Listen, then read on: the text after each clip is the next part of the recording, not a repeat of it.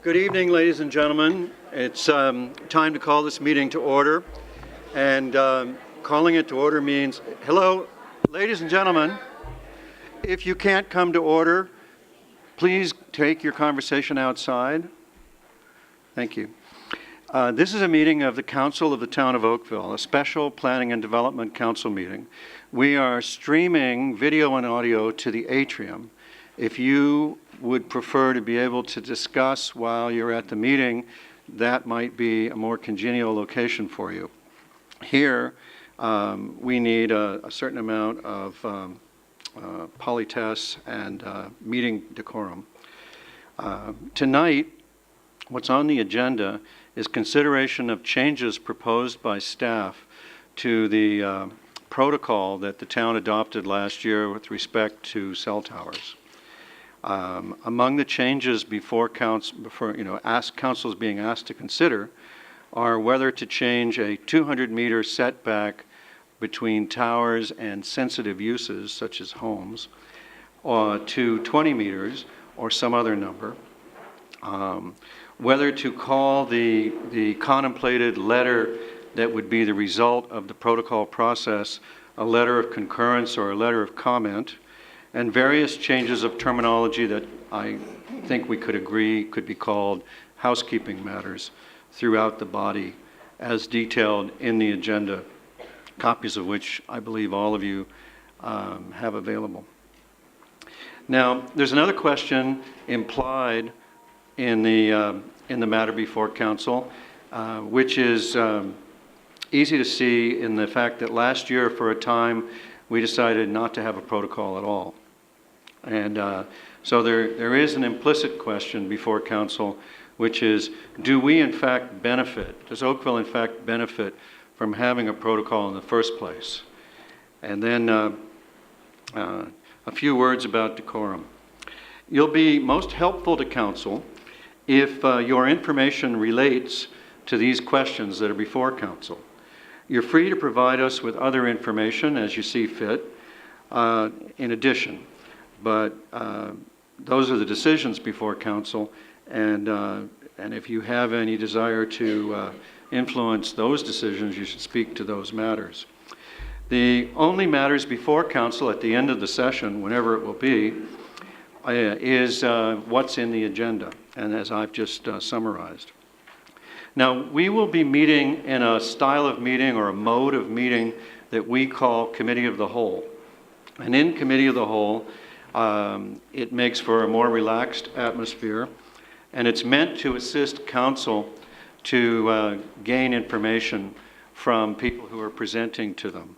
So it has to do with, I guess what I'm trying to remind you of is this is council's meeting, it's council's decision, and the information that council obtains is what council will use to make their decision. In Committee of the Whole, no matter what the mode of meeting, whether it's a formal council meeting or Committee of the Whole meeting, our rules prohibit audience participation, I'll call it, especially in matters where opinion may divide. In order to have a respectful meeting, in order for council to be able to receive information from each person without feeling threatened or bullied, we require good behavior. And that means when I say audience participation is not permitted, that means we don't boo and we don't applaud. We let people's information speak for itself. As I count the number of delegations that we have, which looks to be about 24, and the fact that we allow 10 minutes and then we have questions, the way I do the math, we could be here until next Tuesday, meaning tonight, Tuesday night, Thursday night, and then next Tuesday night. That's approximately how long I think it'll take to hear everybody's presumed 10 minutes of information and, where appropriate, ask questions.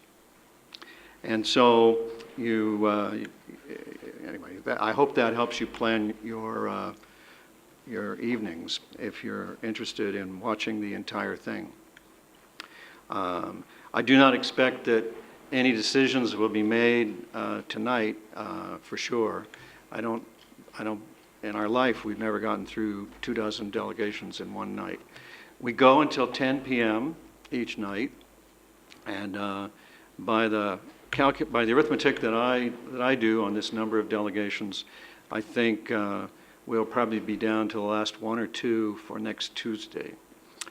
At that time, depending on how much information Council's been offered that may be new to it, Council could be of a mind to move a motion to receive all of the information presented and to direct staff to take it all away and give it a final look in their best professional judgment as to the need, if any, for any changes to the proposed protocol that they've brought to us. And if that were Council's decision, then I would imagine that in a month or so after that, staff would be back to another meeting of Planning and Development Council with a final proposed protocol. Equally, Council could vote, or could, if it chose, Council could vote to amend the proposed protocol that's before it from staff, or adopt it as it is. And so I hope I've covered all the possible permutations that could happen and the time frame that it will happen in, so that you can be less anxious about what's at stake and how long it'll take and where it might wind up. And with that, I thank you very much for your agreement to our Oakville way of doing meetings. And I will ask Council if there are any declarations of pecuniary interest. Thank you. Now we have regrets from Councilors Alan Johnston and Roger Lapworth. Both of these councilors had commitments that they made long before the clerks determined that we could get a quorum for this night and the subsequent series of meetings. And I know that both of them were very interested in being here, but they could not rearrange their long-standing arrangements, one for a family event and the other for a honeymoon. So we'll just have to do the best we can without those two members of council. Equally, because of duties elsewhere on another board that's very important to the people of Oakville, Councillor Elgar will not be here tomorrow night, but he will be here for the other nights. And with that, I'll look to Council for a mover and seconder to resolve into Committee of the Whole. Councillor Dudek, Councillor Adams, all in favor? Opposed, if any? That carries.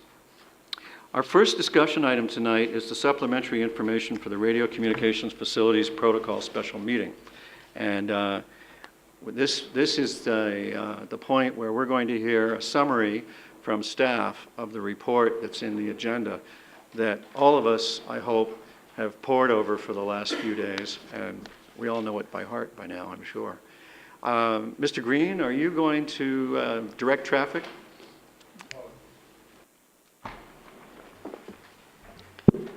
Mayor and members of council, on the March 19th, you had received the staff recommended protocol that would replace the interim protocol that you had earlier adopted in the fall. And as a result of that meeting, this special meeting has been called. As you're aware, Industry Canada has the sole responsibility for approving radio communications. The municipal role in that federal process is to provide comments, and the comments are specifically related to lot siting and urban design. There is also the opportunity in a protocol to establish a public consultation program, which is outlined in that study. Staff had provided a fairly detailed presentation on that protocol at the meeting on March 19th, and we were not going to go into an extensive amount of detail at all tonight for you. But at that meeting, there was a request that that we consider inviting other members or interested parties to come to this meeting tonight in order to provide you some information.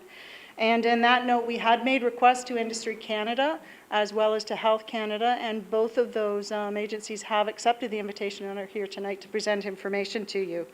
From Industry Canada, We have Jack Holt, who is the director in that organization, and he is here, as well as Beth Peterson, who's the Director General, and Dr. James McNamee from Health Canada. He's a research scientist, so both of them, those two groups are here. So we would ask if Council could hear a presentation from Industry Canada first. They're going to provide you information on the protocol and their role and process. And if you could hold your questions and then hear the presentation from Health Canada. Health Canada will provide you a summary of their role and responsibility around radio communications. Health Canada have some time constraints. Both of those representatives need to leave by 9 o'clock. So if you could have any questions for them directed at that time, and then when finished questions with Health Canada, we can return to Industry Canada for any questions of them. The representatives from Industry Canada will be here for the balance of the evening. So, Council, if I could introduce Mr. Jack Holt from Industry Canada, who can provide you some information. Thank you.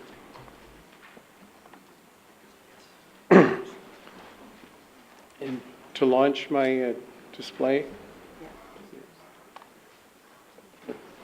double click. Yeah. Better. Perhaps we can get some technical, oh, there you are. Now you got a mouse. Yeah, okay, good. Thank you.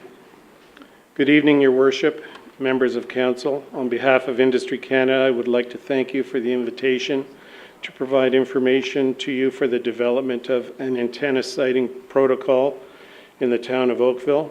My name is Jack Holt. I'm the Director of Industry Canada's Spectrum Management Program in its Central and Western Ontario District Office. Our office boundaries are from Fort Erie to Halton Region to Collingwood to Tobermory, out to Windsor and back along the international boundary centered in Lake Erie.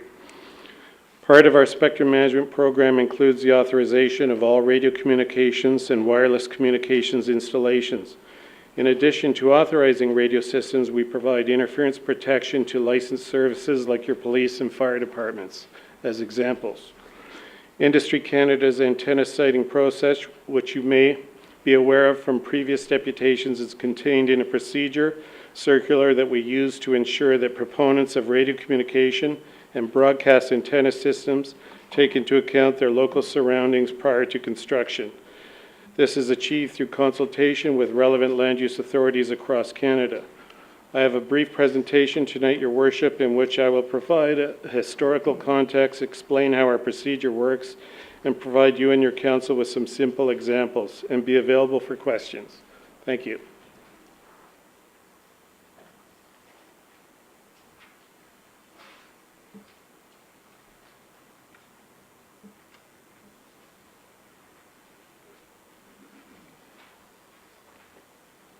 So the agenda basically will cover off 6 items: the brief history, the regulatory authority, why have a process, some elements of our default Industry Canada siting procedures, dispute resolution process, which some call the impasse, and some public consultation examples.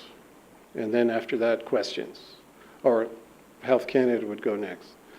So cellular technology was implemented in Canada in 1983. With it, prior to that, there was UHF television broadcasting on the band, introduced probably in 1952. So the UHF signals on that cellular band has been around 3 years before I was born. Those types of transmitters operated in the million of watt range. And by the time 1955 rolled around, 66% of the population was exposed to the UHF television transmitters. Channel 79 City TV being one of the most famous in our area. So we began some consultations. We've gone through several processes, version 3, and decided to replace it back in 2002 and began consultations with municipalities and proponents for 2 years. We had a Dr. Townsend from the University of New Brunswick conduct a study. He issued his report in 2004. We also had 3 individuals pronounced in the telecommunications fields do a complete policy review over 2 years.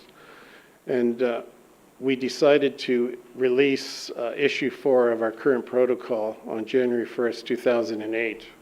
So it's a citing procedure. It's called CPC 2-0-03. So the regulatory authority is derived out of the Radio Communication Act, Section 5. It's a federal statute.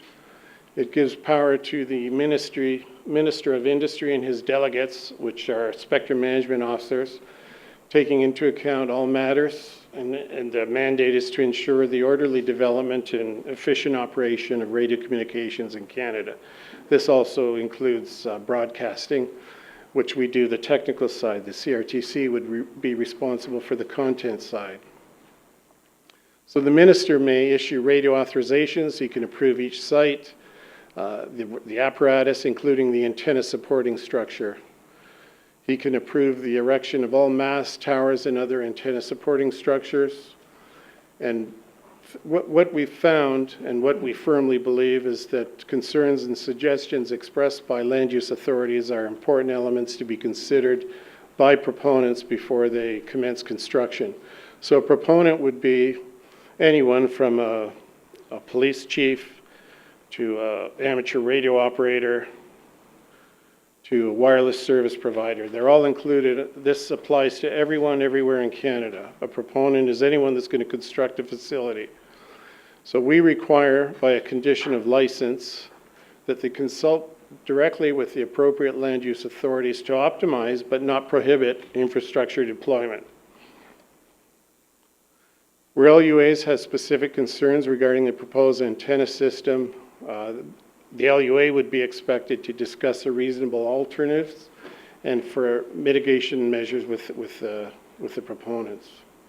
So if there were a planning issue or a setback issue or any type of issue involving the siting of a facility, the intent is that both the proponent and the LUA hash that out and try and come up with some options. So why have a process? That's been asked. As I've stated, we believe that we're not planners. Our background is in radio and electrical engineering. We believe that the LUAs are the experts in the planning and the siting and have important information to optimize the siting of these facilities in Canada.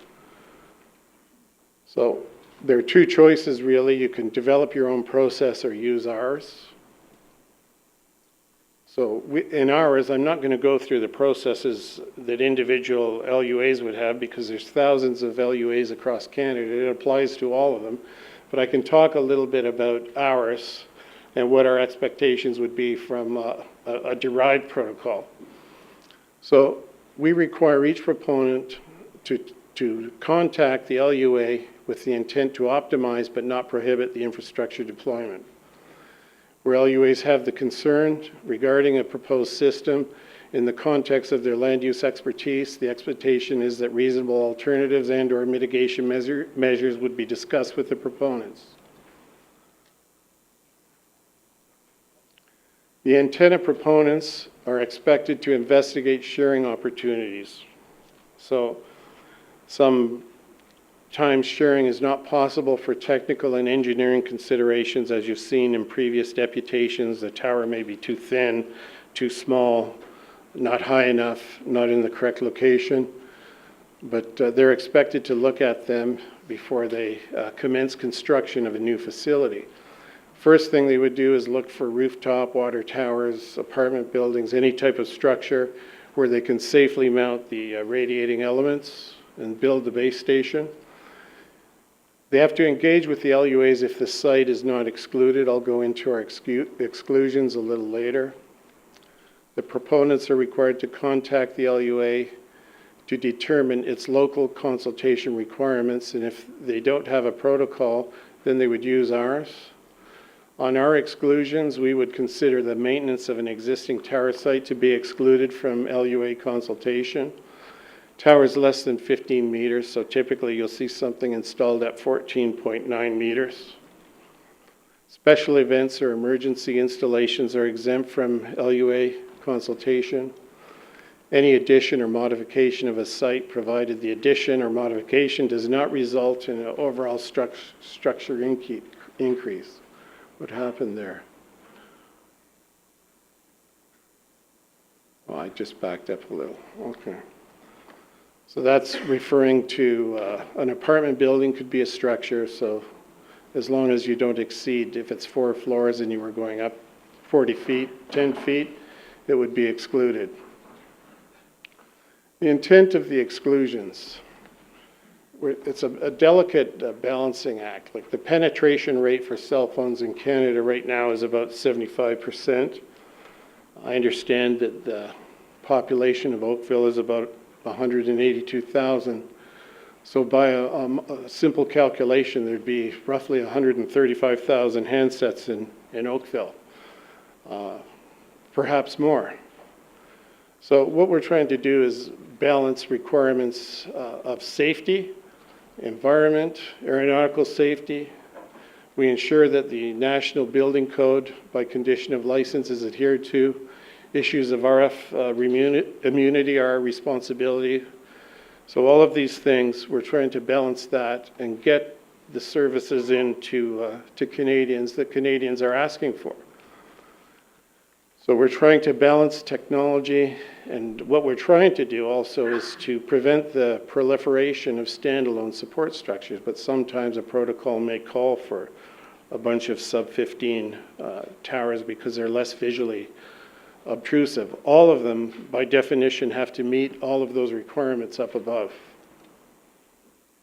Now, if public notification is required, the local requirements would be determined by each LUA.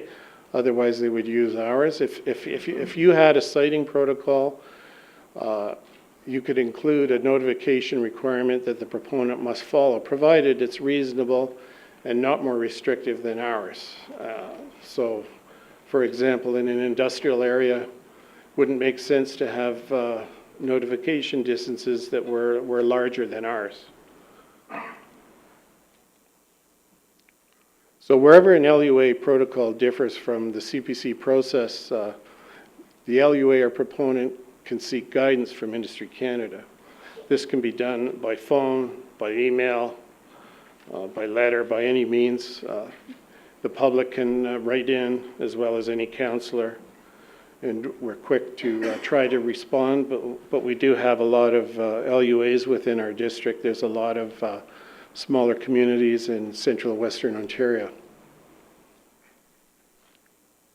So the public notification, what the proponents are required to do, it's on page 5 of our procedures.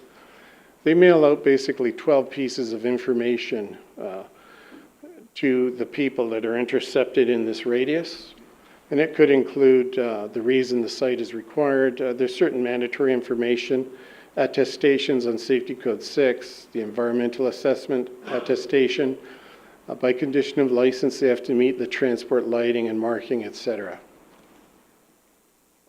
So if they're using our IC default notification process, we would require that if it's over 30 meters, they have to put an ad in the local newspaper. You'll notice here that our notification distance is 3 times the tower height. So for a 40-meter tower, it's similar to the arrangements in the Planning Act, the 120 meters. If it's less than 40 meters, it's less than the Planning Act provision.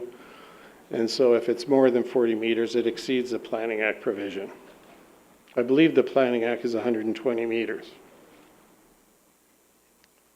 Proponent must acknowledge receipt of questions within 14 days, so this is contained within our procedures. And then they have a responsibility to address in writing all reasonable and relevant concerns within 60 days for something that they're proposing to build. The commenting party, that is the public or anyone else, has 21 days at the end of it to respond to the proponent's response. So the proponent, by condition of license, must respond to all reasonable and relevant issues and obtain written concurrence from the LUA. Building permit is not considered a concurrence. The reason for that is that there was a time when a chief building official would give out a building permit to a proponent. This is in our previous versions, and they would go ahead and build, and council hadn't heard about it, and so it became a horrific problem. So we've got, if you read through our CPC or our procedure, it has that mentioned specifically. There's also a requirement in our procedures that if there's an adjacent land use authority, that they should also be notified and be allowed the opportunity to ask questions and get a response. So that's when the facilities would be put directly beside an adjacent LUA, like the Niagara Escarpment Commission or Mississauga or Hamilton, in your case. The dispute resolution process is often called an impasse. It's required in the case of, if there's a bona fide requirement for a site, an LUA can refuse to issue their concurrence or agreement to proceed. This is a very powerful handle, because once you've issued that, they're not allowed to proceed unless they take certain steps. But before we get to this impasse, what we try to do is review all of the issues with the LUA and the proponent to make sure that everything is properly covered off.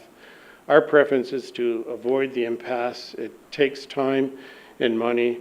Like if we questioned your staff, if they had additional information to provide for an impasse, they would have to take time out of their busy schedules to try and provide that information. Similarly with the proponent, they would also have to produce that information. So if an LUA declares a non-concurrence, we'll call it a non-concurrence, the proponent of the facilities has three choices. They could withdraw their proposal, they can amend their proposal to satisfy your concerns, or they can choose to write to our local office in our area. That would be to myself and Mr. Battiston here, sitting on my left, and declare that an impasse has occurred and ask for Industry Canada to render a decision in the matter. So if an impasse cannot be avoided, the next steps, we're going to look at the LUA and ask about why the site should not be built in a specific location. So looking back at that first one, relevant information. There's been questions as to whether the Radio Communication Act would be the appropriate legislation in Canada. We wouldn't take that as relevant. Questions as to whether Safety Code 6 is relevant. We wouldn't accept that as being grounds for an objection or declaring an impasse, because it's a Government of Canada's position that Safety Code 6 is valid and it provides protection to the public, and you'll hear more on that from my colleagues. The other type of example where an objection would be regarding property values. Property values is an element for dispute, that one opinion can be given one day, a week later another opinion, so we can't base the deployment of this important technology on a debate as to whether or not property values are changed. So those three elements are in the CPC, and they're specifically considered as examples of what's not relevant. A relevant example would be if there were a certain area that you were trying to protect for historical or cultural activities, and you had it clearly delineated in your protocol that carriers shouldn't be building infrastructure near there, and it was reasonable and it didn't result in a sterilization of the whole town of Oakville. Certainly, if the carrier tried to build something that, and your staff can attest when they have made a mistake in the past, that we've been very quick to follow up with the carriers and exercise the license condition powers that our spectrum management officers have. So at the same time, if there were an impasse, we were asking you to provide information. We would ask the proponent to explain why the site is essential to its network and its customers, and why it's needed in the location under contention. So this largely amounts to an engineering exercise, and which we're qualified to look at in detail. We review both sets of information, and if all the information is complete, Industry Canada would make a decision, and we would advise both parties in writing.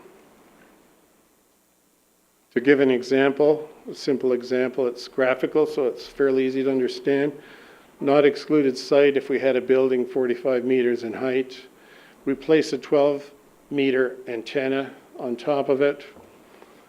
This one would be not excluded because that antenna exceeds 25% of the building height. The maximum that you could go on that building would be 11.25 meters and fall within the exclusion criteria.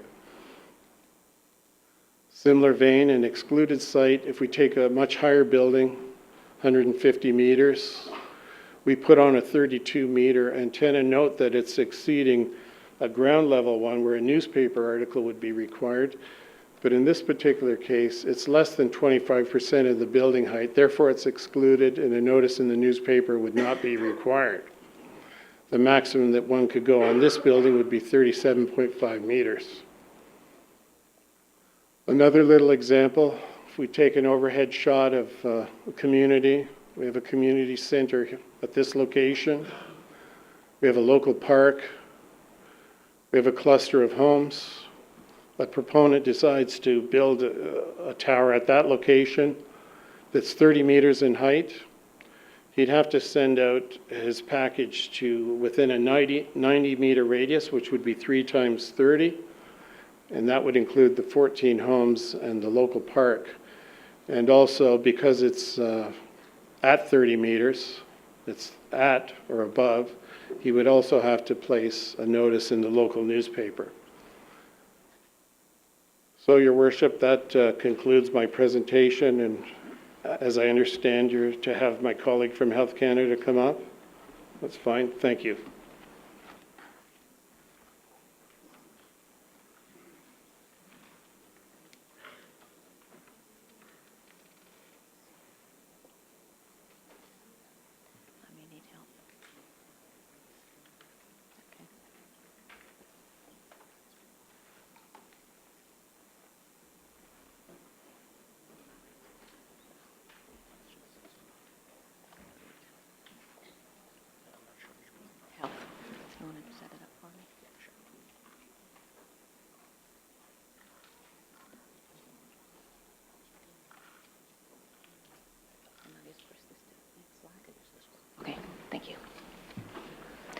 Good evening.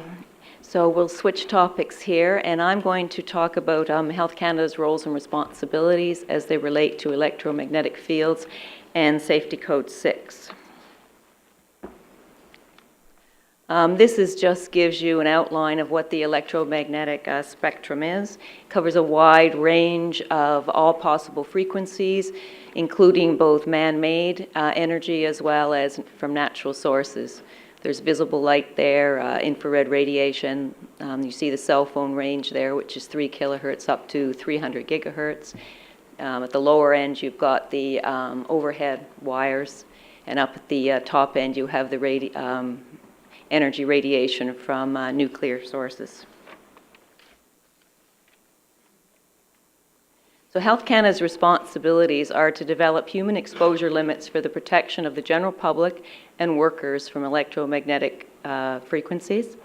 We conduct laboratory studies, monitor and review external research on the potential health effects associated with exposure to EMFs, and we advise government departments and agencies, including Industry Canada, industry, and the general public on health aspects regarding EMF exposure. This is the cover of Safety Code 6 and the long name of Safety Code 6 there. It's the limits of human exposure to radio frequency electromagnetic energy in the frequency range from 3 kilohertz up to 300 gigahertz. So Safety Code 6 is one of a series of documents that sets out practices for radiation protection from radiation-emitting devices. Health Canada has ones for workers in hospitals, for example, that work with X-ray equipment. and many others. It was first published in 1979 and then revised 3 times after that, 91, 99, and most recently 2009. And we have already commenced the next review of it, scheduled for completion early 2013. As I've said, it established the safety limits for human exposure in that frequency range, and Industry Canada adopts it for their licensing requirements and regulation. The current version of the code is also accompanied by a technical guide for interpretation, and these are all available on, you can get them from publications and on the website. So how was this safety code developed? Health Canada scientists evaluate the results of scientific studies conducted over the past 50 years on the possible health effects of RF energy, and there are hundreds and hundreds of such scientific studies. These are all peer-reviewed scientific studies. Studies have been assessed for their scientific quality, and a weight of evidence approach is used when evaluating the data. Weight of evidence means that it's not like a democracy. If it's not a vote, 50 versus 54, 50 against. It means they're equal. They're really evaluated by the quality of the science, whether the results have been reproducible in other labs, the international acceptability of the results. That's what we mean by weight of evidence. Thresholds for adverse health effects in humans were identified, and then a 50-fold safety margin was incorporated into the public exposure limits. We use an expert committee of the Royal Society of Canada to provide an external expert advice into the limits that we recommend. And the results of the current and future reviews are made available on our website.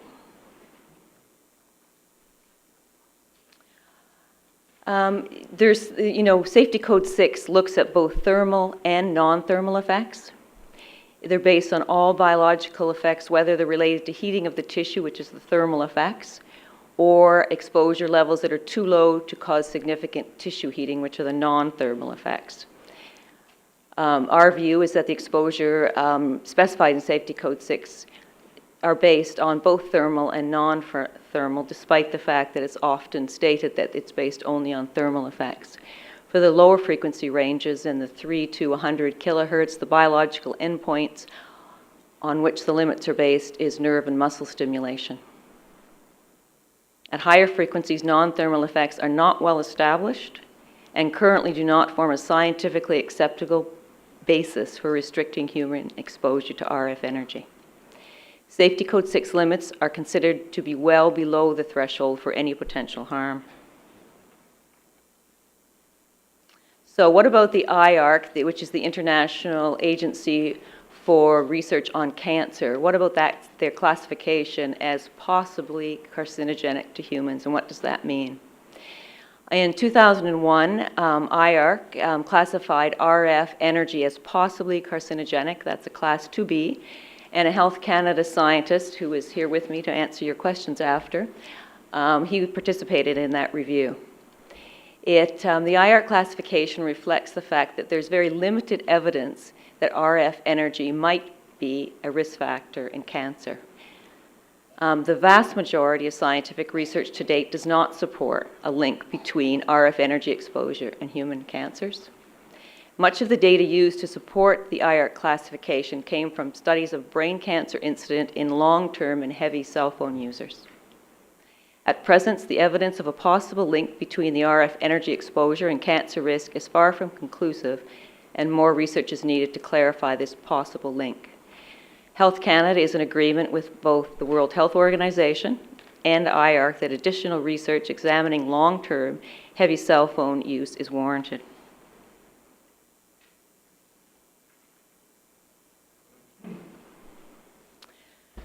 So just to talk about cell phone exposure versus cell tower exposure. Health Canada, as a precaution, recently updated its advice pertaining only to cell phone use, but not to RF energy exposure from cell towers or other wireless devices such as Wi-Fi. Intensity and distribution of the energy absorbed within the body from cell towers are very different from that from cell phones. Unlike exposure from cell phones, where relatively high RF energy levels occur in a very localized area of the head, RF energy exposure from cell towers is not localized in one part of the body, and it's rather absorbed in very low levels all over the body, much like the same as the signals to AM, FM radio signals that have been around for decades. The department does not consider additional precautionary measures for other wireless devices such as cell phone towers and Wi-Fi equipment to be warranted, nor does the World Health Organization or the International Agency for Cancer Research. So the conclusion is that EMFs cannot be perceived by human senses. They're invisible, colorless, and odorless. They diminish greatly with distance from the source, and they're non-ionizing. They do not have enough energy to break chemical bonds in the matter, so they don't damage the body's genetic material like X-rays do and other ionizing energy.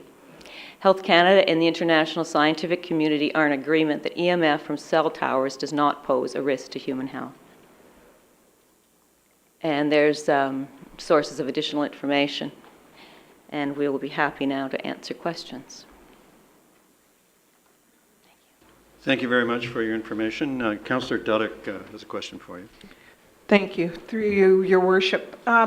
Just in terms of the delegations, maybe some sort of clarity here, given their time constraints, which I can appreciate, the amount of residents here that will be raising questions or maybe have concerns that should be addressed, is there going to be an opportunity whereby our staff can relay that to you and hopefully get a timely response so that we can provide it back to members of the public, even though you're not in attendance at the meetings when it is raised? Yes, we'd be happy to provide answers to written questions. And in terms of your presentation, and I guess Industry Canada as well, is there an opportunity to provide that for us, PowerPoint presentation, so it can be posted on our website? Absolutely. You have them and you can post them. Thank you. Your Worship, I have questions actually for Industry Canada, if that's possible now, or does the Commissioner want to have staff first? I think we'll canvass for questions to Health Canada. And I heard first over here, Councillor Elgar, then Councillor DeMoff. Thank you. Thank you for coming tonight. I was pleased that both Industry Canada and yourselves were able to attend. I need a little more information about cell phones versus AM and FM radio and television. I'd like to know what the difference is and why there does seem to be a difference regarding the use of cell phones. And like in Sweden, there's documentation. They're putting people in rooms that aren't subject to any radio frequency. But I would like to know the difference between AM and FM radio signals, which everybody gets all the time, and cell phone signals, to start with. I'm James McNamee, Research Scientist at Health Canada. I'm not an electrical engineer. My specialty is in the biological sciences. Biophysically, how these fields interact with tissue is not very different depending on which frequency you're talking about, whether it's AM, FM, TV, or cell phone frequencies, as we can call them. It's basically just a different channel.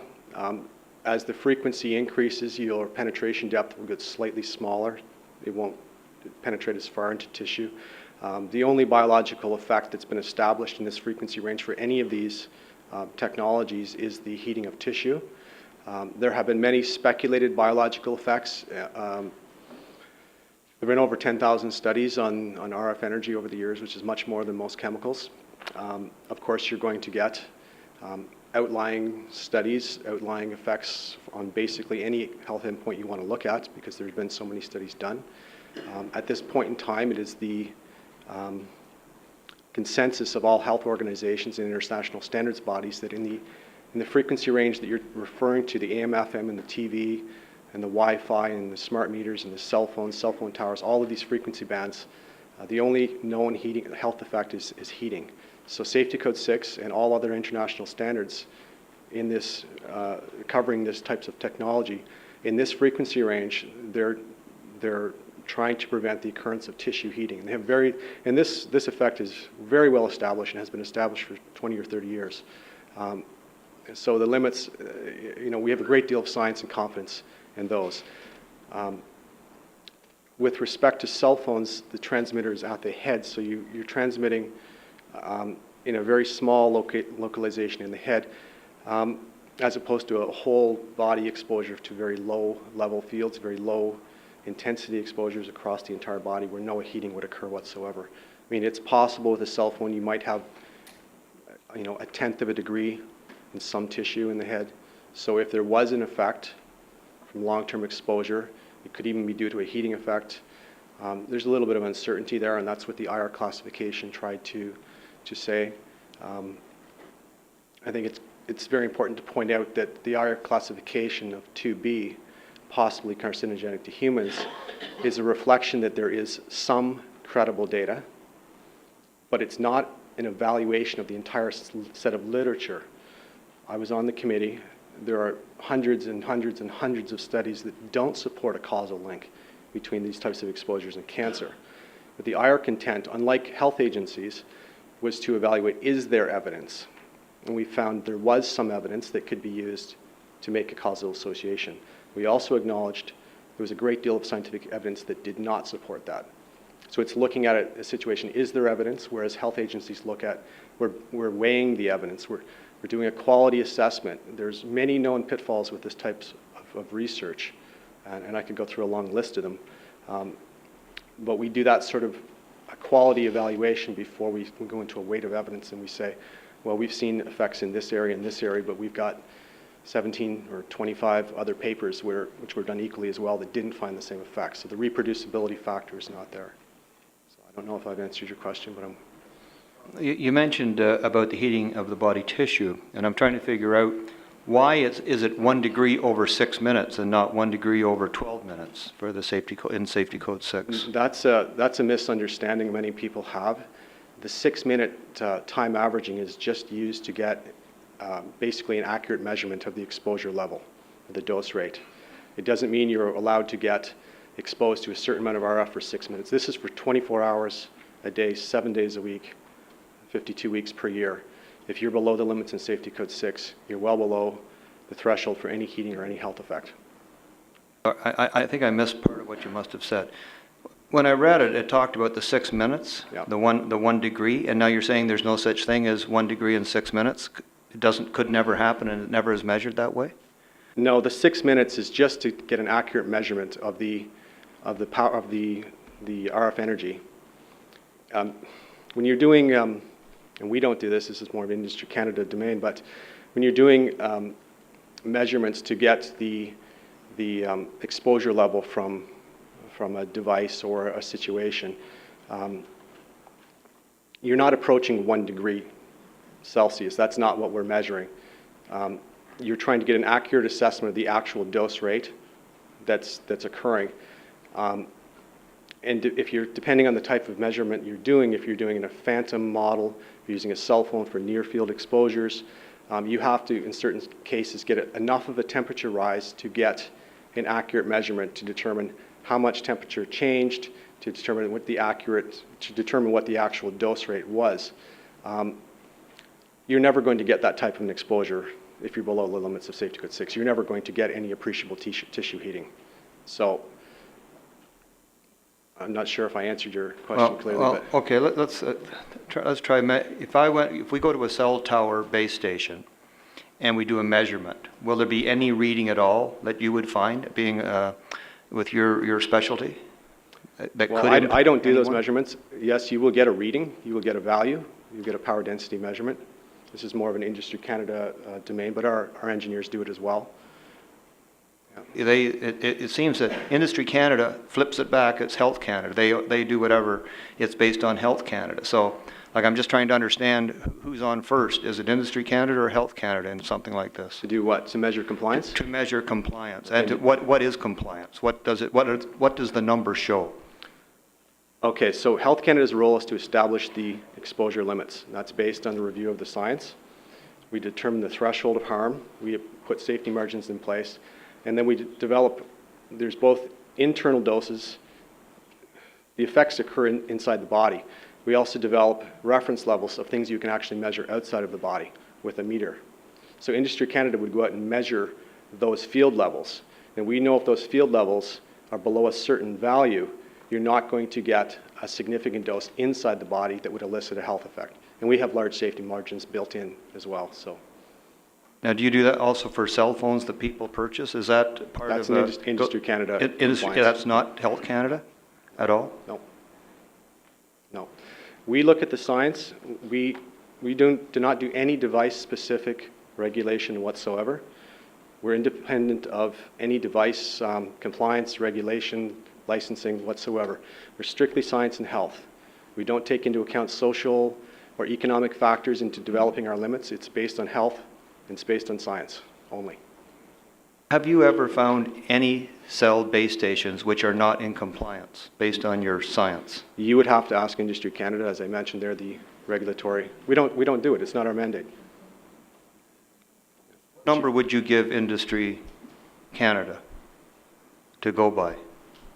Just safety code 6, as long as you meet that? If you're Absolutely. Depending on what the frequency is, the regulatory limit is different because of how these fields interact with body tissue. You get greater absorptions at some frequencies than others. So at 1800 megahertz, I think it's 10 watts per meter squared. At 900 megahertz, I believe it's 6 watts per meter squared. If you're looking at power density, it's very complicated. Well, and you know, you are so right, and I think most of the people in this room would agree it is extremely complicated. But how can you help us all understand just how safe it is? You see, the concern is, you know, it wasn't that many years ago when everybody was putting urea formaldehyde in their house because everybody said it was good, and then they got money to put it in, then they got money to take it out.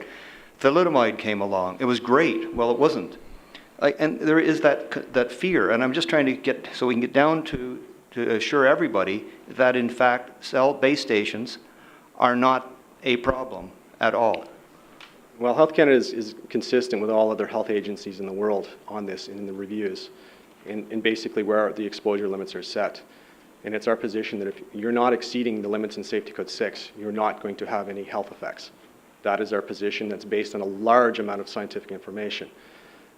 From our experience, in the limited surveys our engineers do, not for compliance assessment, but just for informational purposes, in most cases, they're hundreds, if not thousands of times below the exposure limits. And Industry Canada could comment more on their experience about how far below the exposure limits base station emissions are. But it's very far below. Final question. So the base station, 1800 megahertz, can you tell me in layman terms what the level is that is allowed? It's the power density measurement would be 10 watts per meter squared, I believe. Is that right? Yeah. And what does that mean? I would prefer to send this to an engineer to answer, but it's basically the rate of RF energy in the environment at a particular location. And we must point out that the Safety Code 6 limits as well, they're meant to encompass all sources of RF radiation in the environment, not just from a single base station. This is not meant for specific devices. So if you had 3 base stations located within an area, we view Safety Code 6 as exposure limits from the entire amount of RF energy in the environment. So whether it's coming from a pager system and 3 base stations, the combined total from all of those must meet our safety code. Would that also pick up the AM and the FM? They would have to be factored in as well, all sources. Wow, thank you. And I believe Industry Canada does that routinely. All right. Next, Councillor Dumont. Thank you. Thank you for being here tonight. I have a few questions. You were talking about tissue heating, and that's what causes the issues with the RF. When that screen was on, when you get up to X-rays, is your tissue heated when you're getting an X-ray? It's actually quite different. You're getting ionization along the track length of the particle or the incoming photon. Very, very, very different type of exposures in X-rays. You can't compare them. Basically, at visible light, you start to convert. Why is it different, though? It was all on that same... Well, that's just encompassing the entire electromagnetic spectrum, which basically goes from static fields all the way up to, extremely energetic ionizing fields. Yeah, so. But I guess how do you determine where on that line it's it becomes safe to be exposed to it? Like, how have you determined that with an X-ray I need a lead shield on my chest to get an X-ray of my mouth, and with a cell phone I can stand underneath?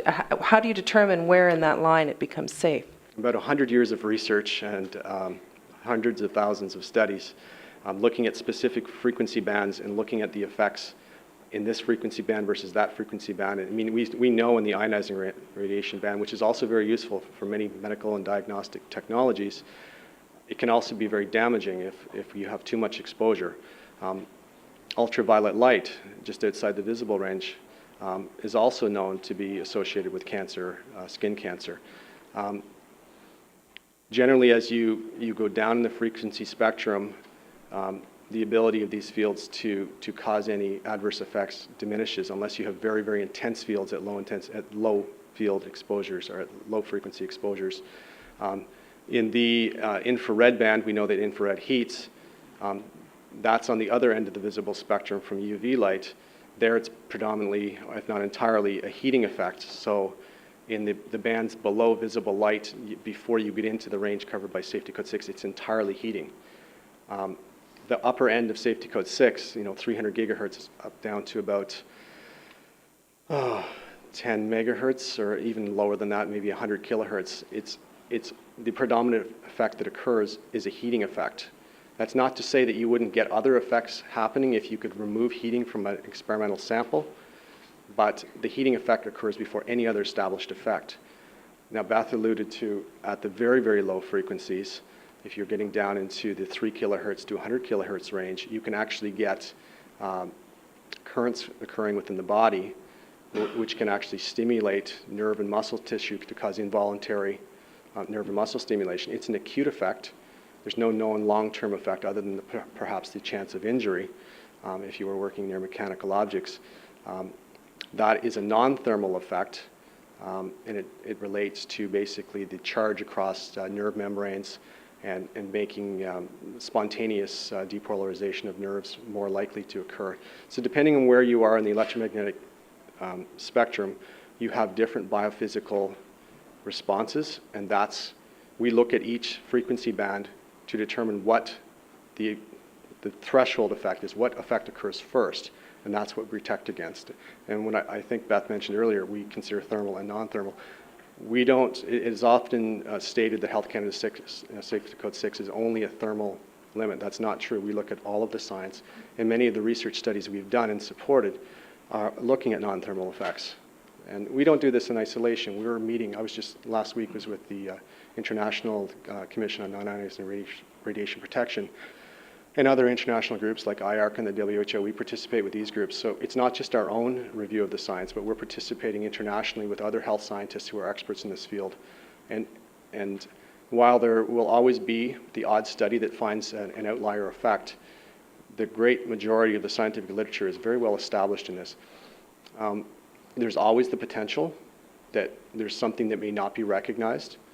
It's uncertainty, and in the cell phone issue where we issued an information update in the fall was along that line, where we said there is some uncertainty with long-term cell phone use.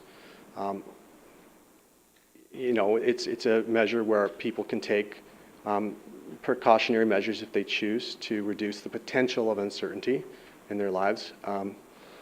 But again, that's very different than a cell tower exposure.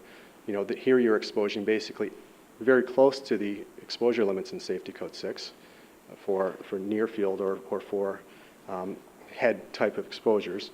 Whereas with cell towers, you're looking at 1/100th or 1/1000th or 1/10,000th of the exposure limits. So they're not comparable types of exposures. So you said at the lower range it caused an acute response, where you would get muscle twitching, and that just disappears when it gets higher? Is that?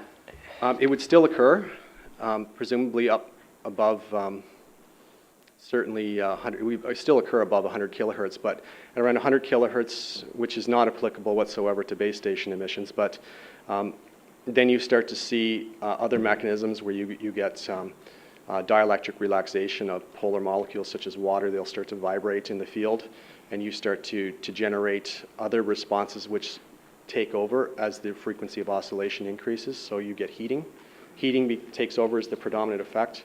Presumably, if you could remove that heating, you may still see nerve and muscle stimulation at higher exposure levels, but we're concerned with the lowest effect level, and that's what we're protecting against.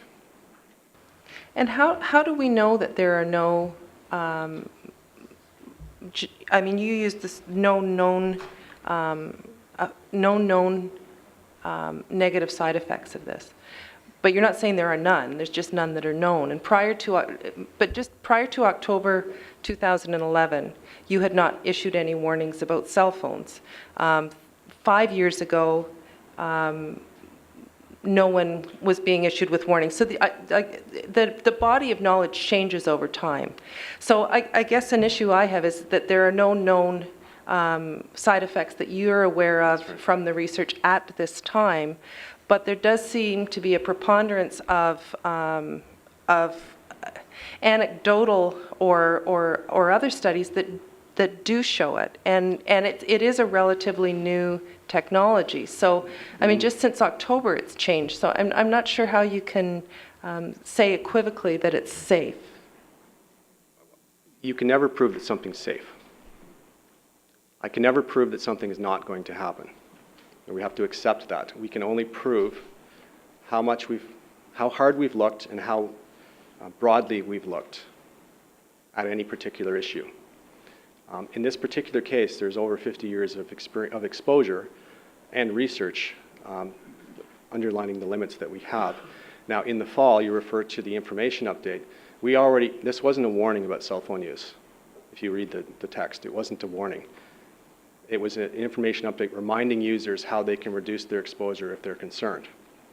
And we suggested that parents may want to take additional precautionary measures with their children because there is some uncertainty, but it wasn't a warning. We had also issued that advice several years prior to that, more generally to all cell phone users, that they can reduce their exposures. So yes, it was a slight increase in precautionary messaging based on the uncertainty, but it wasn't a change in policy and it wasn't a warning. Have you ever done any of your own studies around cell towers? I mean, you mentioned that it's been around for 50 years, but I mean, we both know that cell phone technology has not been nearly as predominant as it is today. Certainly we weren't even licensing them until 1983. So has Health Canada ever done its own studies to dispute all the arguments that come forward? Well, we have our own studies, and we typically look at exposures that are at or well above our exposure limits, not something that's 10,000 times below our limits. So we're looking at areas where we're trying to induce it, we're challenging to induce effect. We wouldn't run a study at an exposure 10,000 times below the level where we already believe it's safe.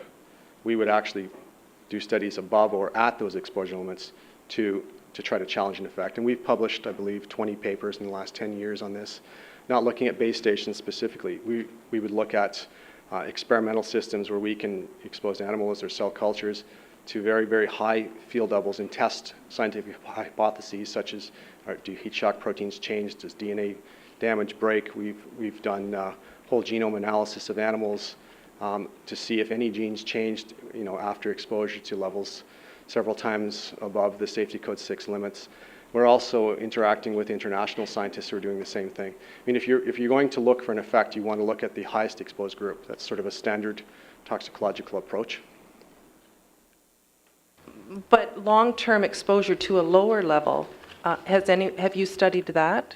You're talking about higher levels in a laboratory setting, but have you ever looked at long-term exposure living around a base station, basically? Yeah. Because quite frankly, Oakville's not the only place where this is an issue, and it seems that if you did do that kind of study, you could answer all these questions and make it go away. This issue is never going away, unfortunately. We haven't done those studies in Canada. Other countries and other research groups have. Like every endpoint you look at, there are a scattering of quality in the reports and the outcomes of the reports. Largely, there is no evidence to support any risk. you can't really look at the device itself. I mean, we don't set limits based on devices. I've mentioned that. You have to look at the exposure, looking at RF energy in a frequency range. So even though a base station may emit at 1800 or 1900 megahertz, studies that were conducted at 2000 megahertz or 1600 megahertz are equally relevant because they're biophysically very similar in how the tissue and how the body interacts. So we can borrow from studies conducted in other areas that with, and exposures that go back longer in time. Certainly there's been a large number of studies over the years on AM, FM, and TV broadcast, which we can also bring into the mix on our evaluation. So there is some data to base this on. Just one last question. We were given a copy of a BMJ study that was a compilation of a number of different research studies which had been done. Are you familiar with that? I looked at it briefly. There's dozens of papers like it, and Okay. there's many that are more recent. Yeah. And I mean, I don't know how to read a lot of the stuff that the way it's presented in this, but it did seem to be that there was an awful lot in that table of sleep difficulties, tiredness. Did that not show that those effects were happening with those people, or what was? There have been a large number of studies looking to see if some people report what they consider to be electromagnetic hypersensitivity. This is an issue that's been looked at extensively in some areas of the world, particularly in Europe. I think there's now over 50 or 60 papers looking at electromagnetic hypersensitivity, several meta-analyses and reviews of these studies, and they've all come to the same conclusion that when they take either hypersensitive people or they take populations and expose them and see if they can induce these effects, they can't induce them. These people who are suffering these symptoms, and they are suffering symptoms. And we're not challenging that these people have headaches or they're suffering symptoms, but the issue is causation. We all are looking for reasons why we're not feeling well. But it doesn't necessarily mean that it's a base station or public speaking or whatever that's causing it. You have to, maybe in this case it is public speaking, but when they do these blind or double-blind studies and they're trying to determine causation, there is no causality. People can't, their symptoms didn't correlate with their exposures, and their ability to detect the fields didn't correlate with when the fields were actually on. Thank you very much for being here tonight. Thank you, Councillor DeMoff. Councillor Robinson? Thank you very much, Your Worship. Councillor Elgar asked you a question about compliance, and I was going to go there, but I'm not now. I don't want to put everybody through that again, because as Councillor Elgar clearly emphasized, it's very, very difficult to understand just exactly what you were telling us, with all due respect. And now Councillor DeMoff was talking about the health issues, and she just briefly got into it a little bit. Now, although you said that you have never known of any applied health conditions as a result of this, you must have some kind of an idea as to what a health challenge would look like if it was happening to an individual. Could you give us an example of what some of the ailments or illnesses might appear like? That would be hard to do. These are, if an overexposure were to happen with Safety Code 6, the exposure limits in Safety Code 6, first of all, if you were to have an overexposure situation, you wouldn't have any health effects because we have a safety margin built in of 50-fold. If you exceeded that 50-fold margin of safety, which means basically if the effect we're trying to prevent it against, if it occurs up here, we set the exposure limit down here. Now, base station exposures are occurring down here. So if you did exceed the exposure limits in Safety Code 6, you would have to exceed them by 50 times before you would possibly have health effects that are known and have been established. And those would be a thermal effect. So you would have heating up of body tissues. So you would perhaps experience sweating or discomfort. And in many cases, in many of the studies, and there have been human studies done on these as well to back up the animal studies, people and animals will try to remove themselves from that location, whether it's consciously or unconsciously. Just like if you're overheated, you will try to find relief from the heat. Now you may, so I mean that's the first effect, and it's an acute effect. We don't know of any long-term or cumulative effects from RF energy. Well, I wish you were able to elaborate on that more. I guess in your profession you feel there isn't anything more to say, but that's not necessarily what the opinion of my opinion would be. But I'm not the professional that you are.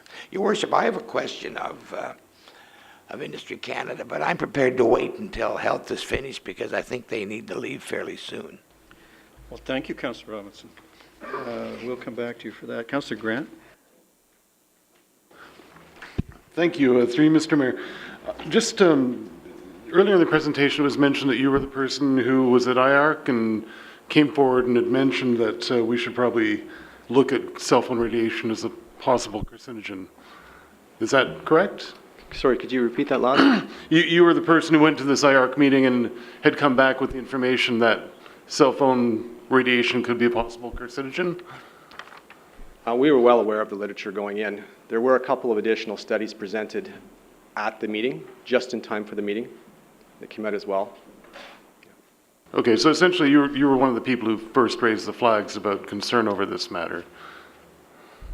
No, I wouldn't put it that way. We've been following the issue for as long as I've worked at Health Canada. Well, thank you. You had mentioned that there's a near equal amount of literature, and I think from what I've read too, that says it can be bad for you or it can be good for you, or maybe not, you're shaking your head, but can you just explain how the precautionary principle would come into play in this matter? Okay, well, to begin with, the literature is not split as evenly as some would like to portray. It actually weighs very heavily on the adequacy of all international safety limits, very, very heavily. Precautionary principle is a measure that can be used during uncertainty, and basically the level of or the extent of the approach should be weighed against the severity of the response. In this particular case, there's not that much uncertainty. We know a great deal. We know more about this than we do about most other agents. It's been studied for a very, very long time. And the exposure limits that have been developed are based on very solid evidence. The question that remains are, what about, a presumably unknown possible long-term health effect, which we will never be able to answer 100%. We'll never be able to prove there are no health effects below our safety limits. So Safety Code 6 is not a device-specific document. It's for any form of RF energy exposure. We are not the regulator. We don't. So we can't go into issues of setbacks or what your policy should be. We're reviewing the science in a balanced way. We're making health recommendations. And I get that you're reviewing the science. In fact, I'd heard earlier that Safety Code 6 is going to be updated in early 2013. Do you have any insight on what changes might be coming forward? We have heard through this process that different countries have been coming forward with new regulations, and I'm just wondering if you see any major changes coming forward with the revision of Safety Code 6. I couldn't speculate at this time. It is, as Beth mentioned, going to go through several forms of comment, including the Royal Society of Canada. It's important to note that some countries have, most countries in Europe and many around the world have adopted ICNIRP, International Commission on Non-Ionizing Radiation Protection, as their base standard. In some municipalities, not municipalities, but even some nation states, have taken those limits and decided that for tower siting or for specific instances, they will apply an additional measure of precaution on top of that. But that is over and beyond sort of the health recommendations, and that's entirely a political matter. Okay, thank you. And this really doesn't have much bearing on the conversation we're going to be having over the next few nights, but I hope I get a little bit of leeway. Wi-Fi is, I think, newer than cell phone technology in some ways. Where does Wi-Fi fall along this whole spectrum of radiation? Because it's becoming so much more prevalent, especially in our homes. Baby monitors, smart meters, even throughout my house, I could not get a cable to all my daughter's bedrooms and let them get the internet that way. Very low exposure situations as well.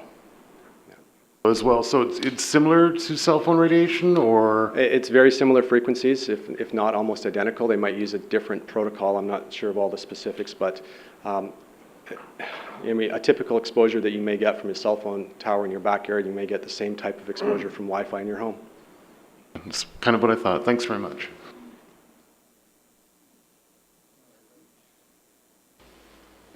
Councillor Khan. Thank you, Your Worship.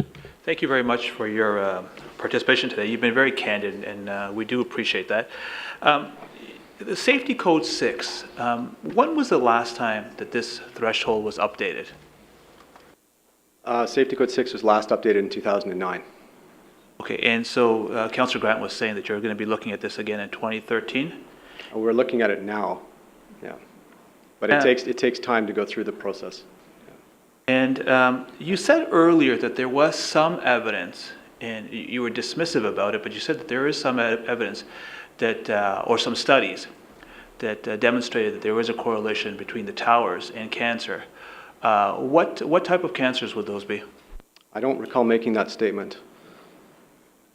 Well, I apologize. I thought I heard you say that there were some studies in favor, suggesting that there is cancer, that they may cause cancer, but most of the studies show that they don't.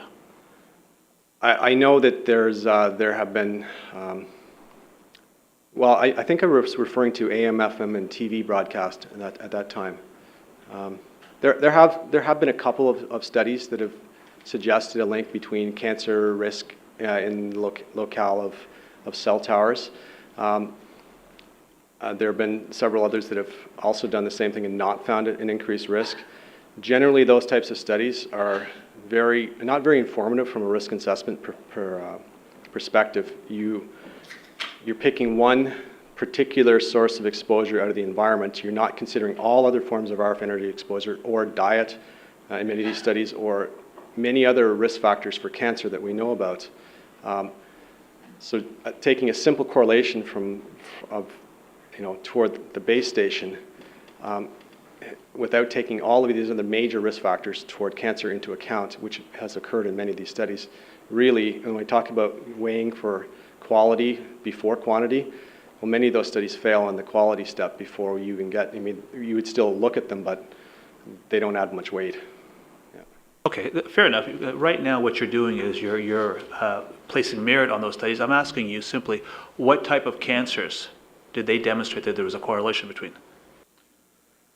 Well, the latest study out of Brazil was looking at all forms of cancer, but they were talking about lung cancer, prostate cancer, stomach cancer, but these are also the most common forms of cancer, so nothing specific. You said earlier that it's a committee that reviews all these studies? At Health Canada, our staff reviews all the studies. In addition, we're looking at reviews by international organizations such as the ICNIRP organization and other national. We conduct our own reviews of specific areas of the literature, and those are all available on our website. We also look at reviews from the Health Protection Agency, WHO, various other agencies. So, I mean, it's a full-time job. I mean, there's about 2 papers coming out per day. So it's an ongoing basis. It's an ongoing process. We don't put this down and work on something else. We're working on this all of the time. Okay, I think I'm just trying to understand the process here. You said that you look at hundreds, if not thousands of studies. Whether you look at it or your staff looks at it, take me through the process. You have all these studies. Some are inculpatory.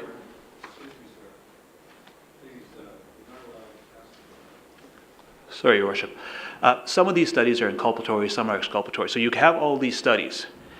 Do you review them yourself, or does your staff review them, and then do you sit around and discuss them? Just take me through the process of that. It's sort of an informal process where we're monitoring the literature on an ongoing basis. We're monitoring those studies which are showing effects. We're also looking at those studies which don't show an effect. Oftentimes we'll write a manuscript when we've completed an area, but we're also looking at the synthesis of reviews by other organizations as well. So it's not just our own health risk assessment. We're also taking into account health risk assessments being conducted by other health agencies around the world.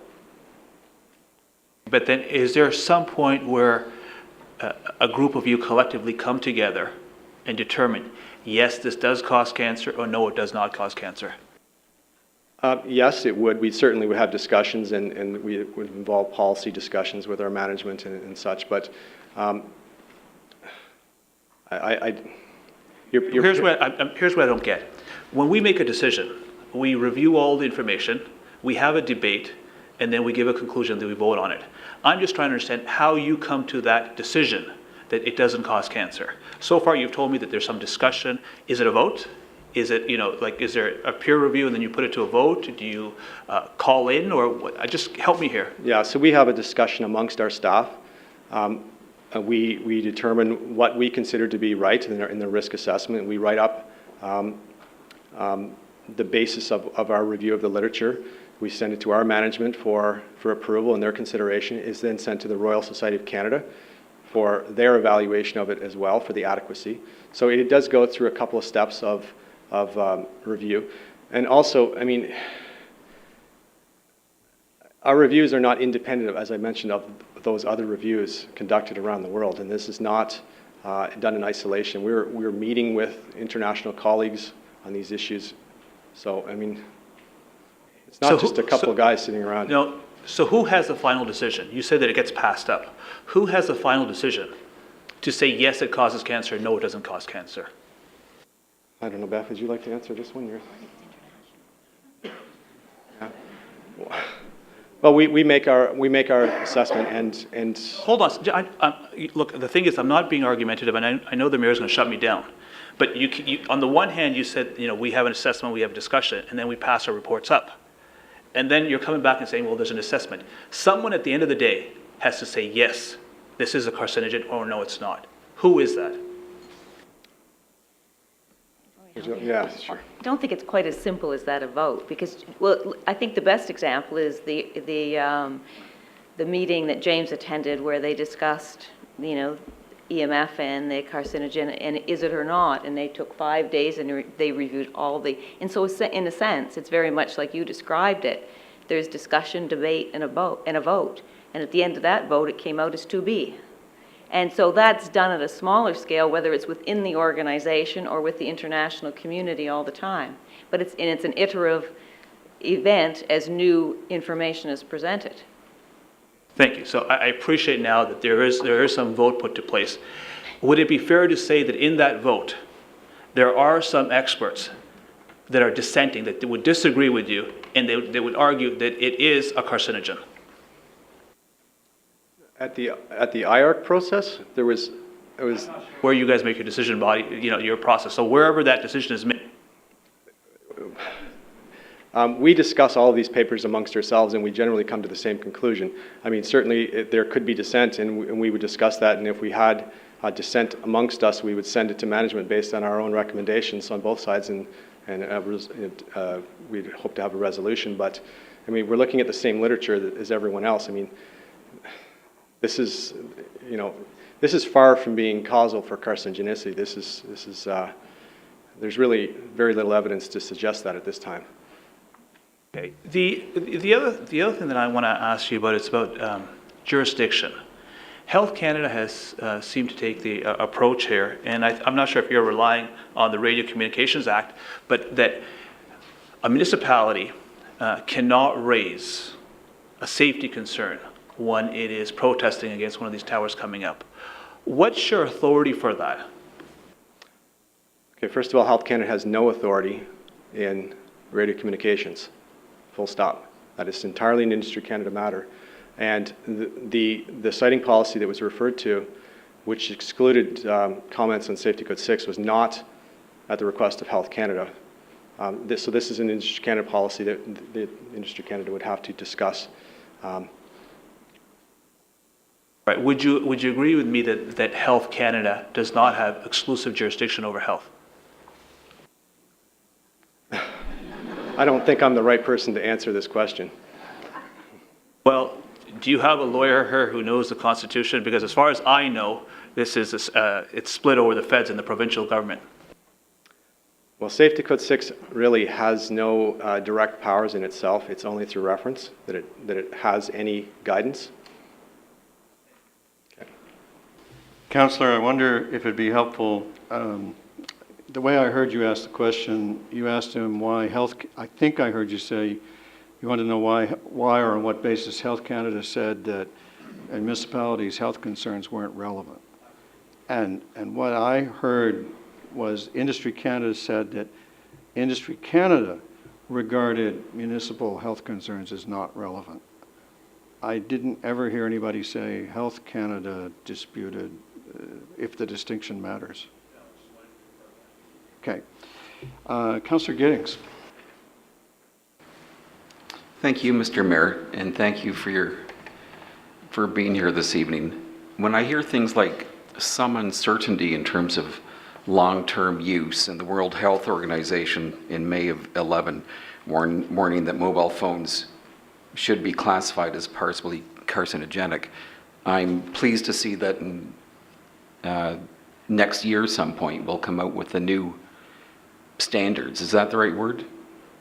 Safety Code 6 will be going through a regular or periodic review, partially due to the emergence of new technologies, but also it is a public health concern, and just like the reason we're here today. So this just formalizes the review process, and we're trying to make it a transparent process whereby there's certainly review by other bodies and such, and we're trying to make sure it's as up to date as possible. Thank you. I probably speak for many of the councillors here this evening that have done an awful lot of reading over the past several months with studies and reports from India and Brazil and Australia and Germany and Sweden and a number of other places and municipal actions here in Canada. I understand that you aren't able to share with us what's in there. You talked earlier about peer review and the importance of that. Are you able to share with us whether any of those other studies from any of these countries have at least been looked at or have been referenced or have been researched in some manner? We look at all the papers that we're aware of. We do Medline, PubMed searches. We pull up all the papers that we think are relevant to the discussion. We then do as I mentioned, a quality assessment. And we're looking at international reviews, and we're looking at, there's been about half a dozen major reviews on this topic in the last 2 years alone. This is an area of active research and active review. So did I miss one of your questions? I'm not sure. No, that's great. I'm glad to see that it's all being looked at.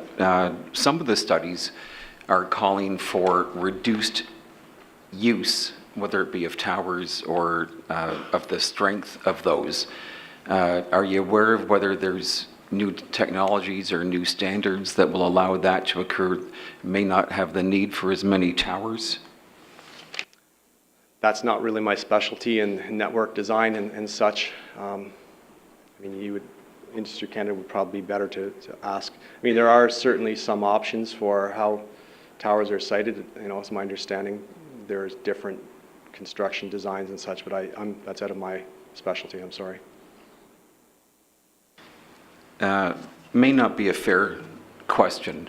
Thinking back to Councillor Grant's comments and Councillor Elgar's comments in terms of some of the mistakes of our past and some of the learnings that we've had that have allowed us to revise standards. Can you at some point in time see a warning label on our devices in terms of cumulative effects?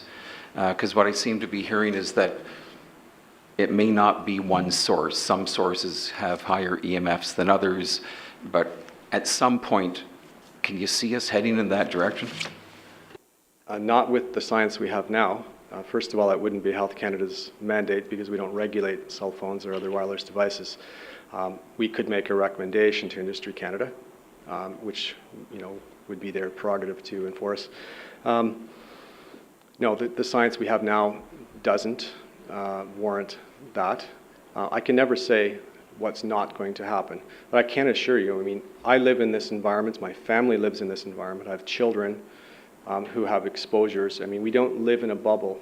We take this seriously, and we're going to make recommendations that we and our children and our families have to live with. So, I mean, if something were to change in the future, we would do what we needed to do to change these limits to make not just our families safe, but Canadians safe.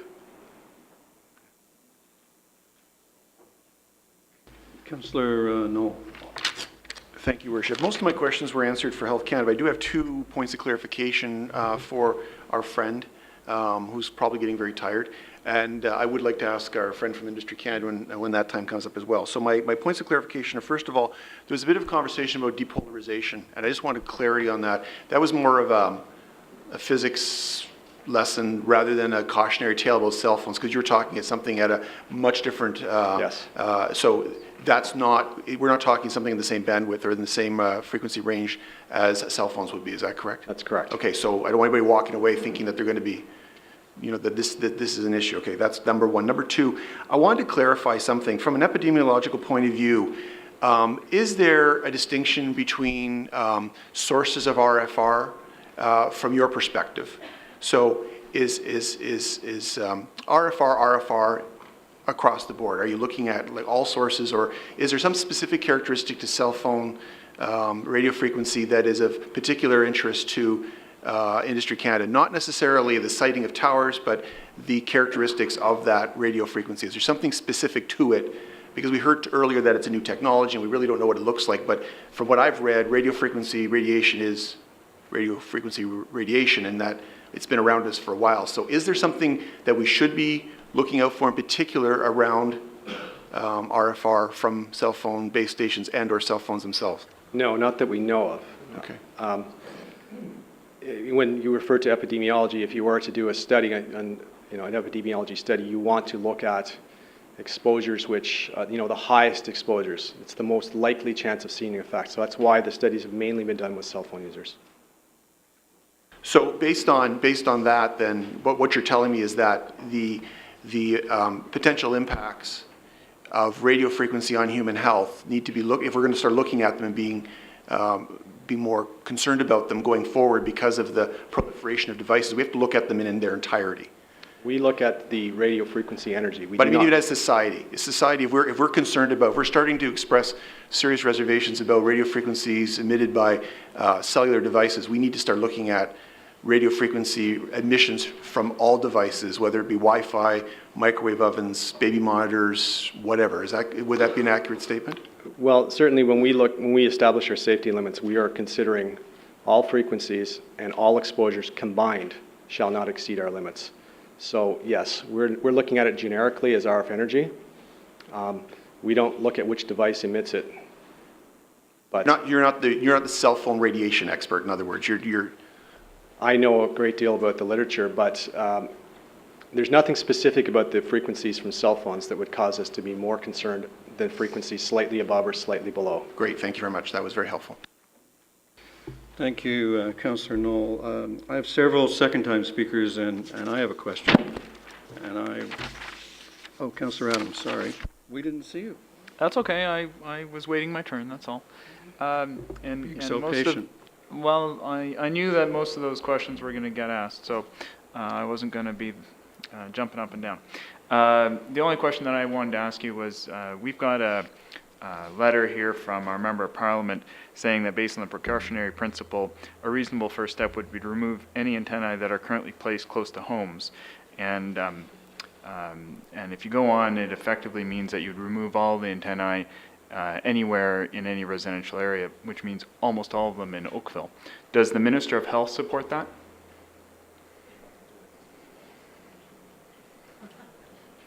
I can't speak for the Minister of Health. It's the same position. If the measurements of EMF are below the safety code 6, we wouldn't support it as a precautionary measure because we believe there's enough evidence to demonstrate that there's no health risk. I think as James tried to explain, we usually use the precautionary principle when there is an absence of information or evidence and the potential risk is great. In this case, that is not the situation. So the Minister doesn't support the MP's request? I can't speak to that. That's not a question I can answer. Okay, thank you. Councillor, I think she can speak for Health Canada, not the minister. In Ottawa, drawing on my experience as a journalist there many years ago, there's a crucial distinction. If you wanted to rephrase your question, you might get a different answer.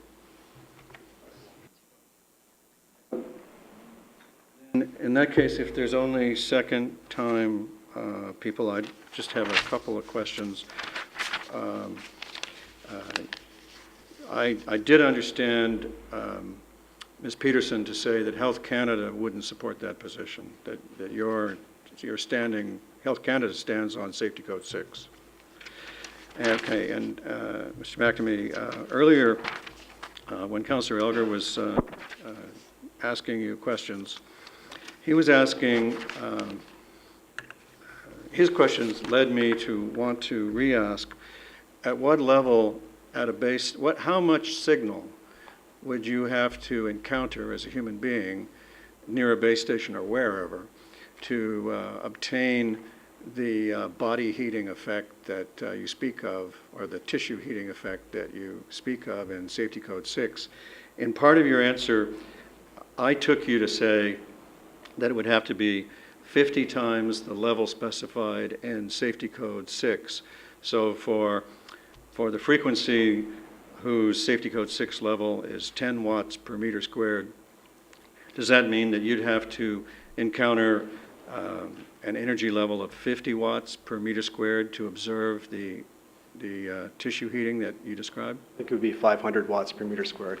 500 watts. I think that's yeah. So it would take 500 watts per meter squared to create that effect. Yes, and that is based on studies conducted in animals, thermoregulatory responses in animals and verified in humans. But in fact, it's a little bit of conservative approach.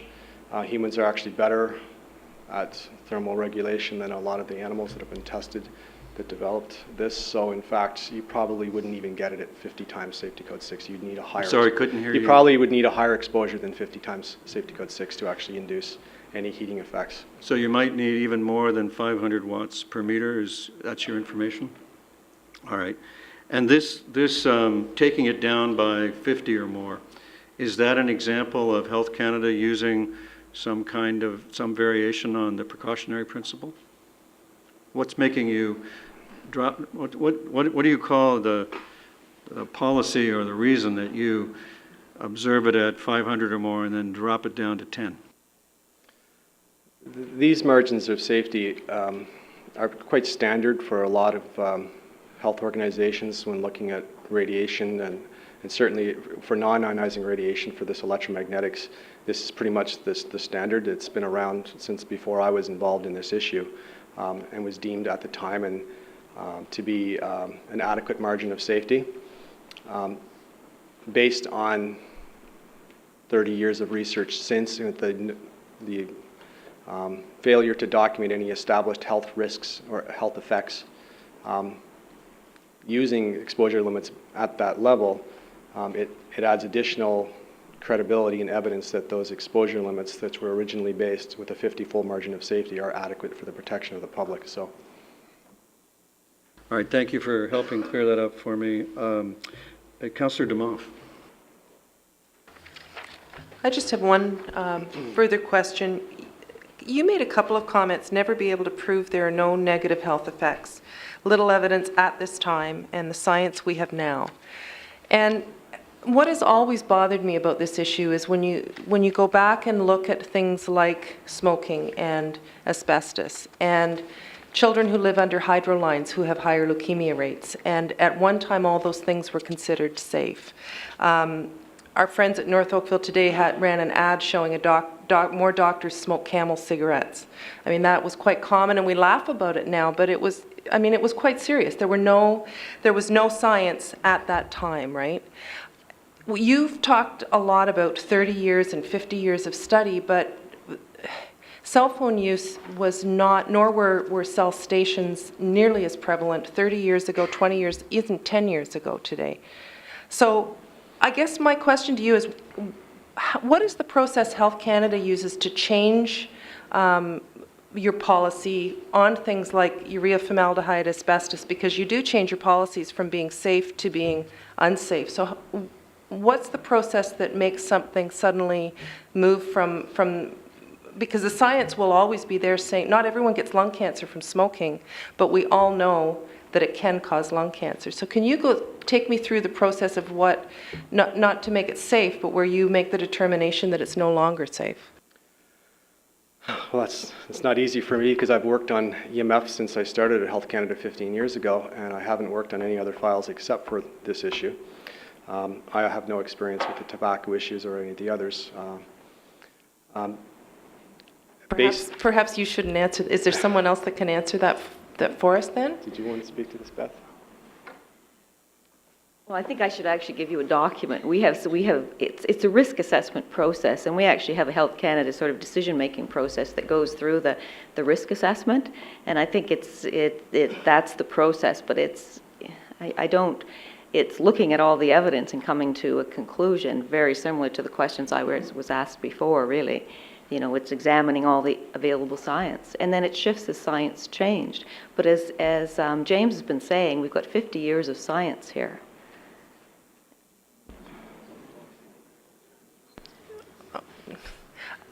I know, but with all due respect, we don't have 50 years worth of cell phone use like they are now. I mean, I used to take the GO train and there was a phone in the GO train because people didn't have cell phones. So, I mean, we don't have 50 years worth of science on people who live around base stations. We simply don't. And much like all the other things that you've had in your risk assessment, we don't have long-term studies on people who do live around base stations. We just don't have it because there just wasn't the preponderance of the technology 50 years ago. No, but I would just say again that, you know, Health Canada is confident in our advice. So is the World Health Organization and all the other international organizations. We're all making the decisions based on the same scientific knowledge, and we're all coming to the same conclusions. Thank you. Thank you, Councillor DeMoff. Councillor Elgar? Thank you. Just a couple of quick question. Safety Code 6 started in 79. Can you tell me how it's changed from 79 to 2009? Like what updates have been done specifically? That would help us understand that the changes have been made. I don't have the details in front of me right now, and many of these were before I worked at Health Canada. The only ones that I've been involved in were 99 and 2009. Okay, so if you can't go back to 79, let's go back to 99 and 2009. There used to be, and I'm not sure of the exact timing, there used to be an exemption clause for transmitters below a certain wattage, I believe, at one time. That was removed.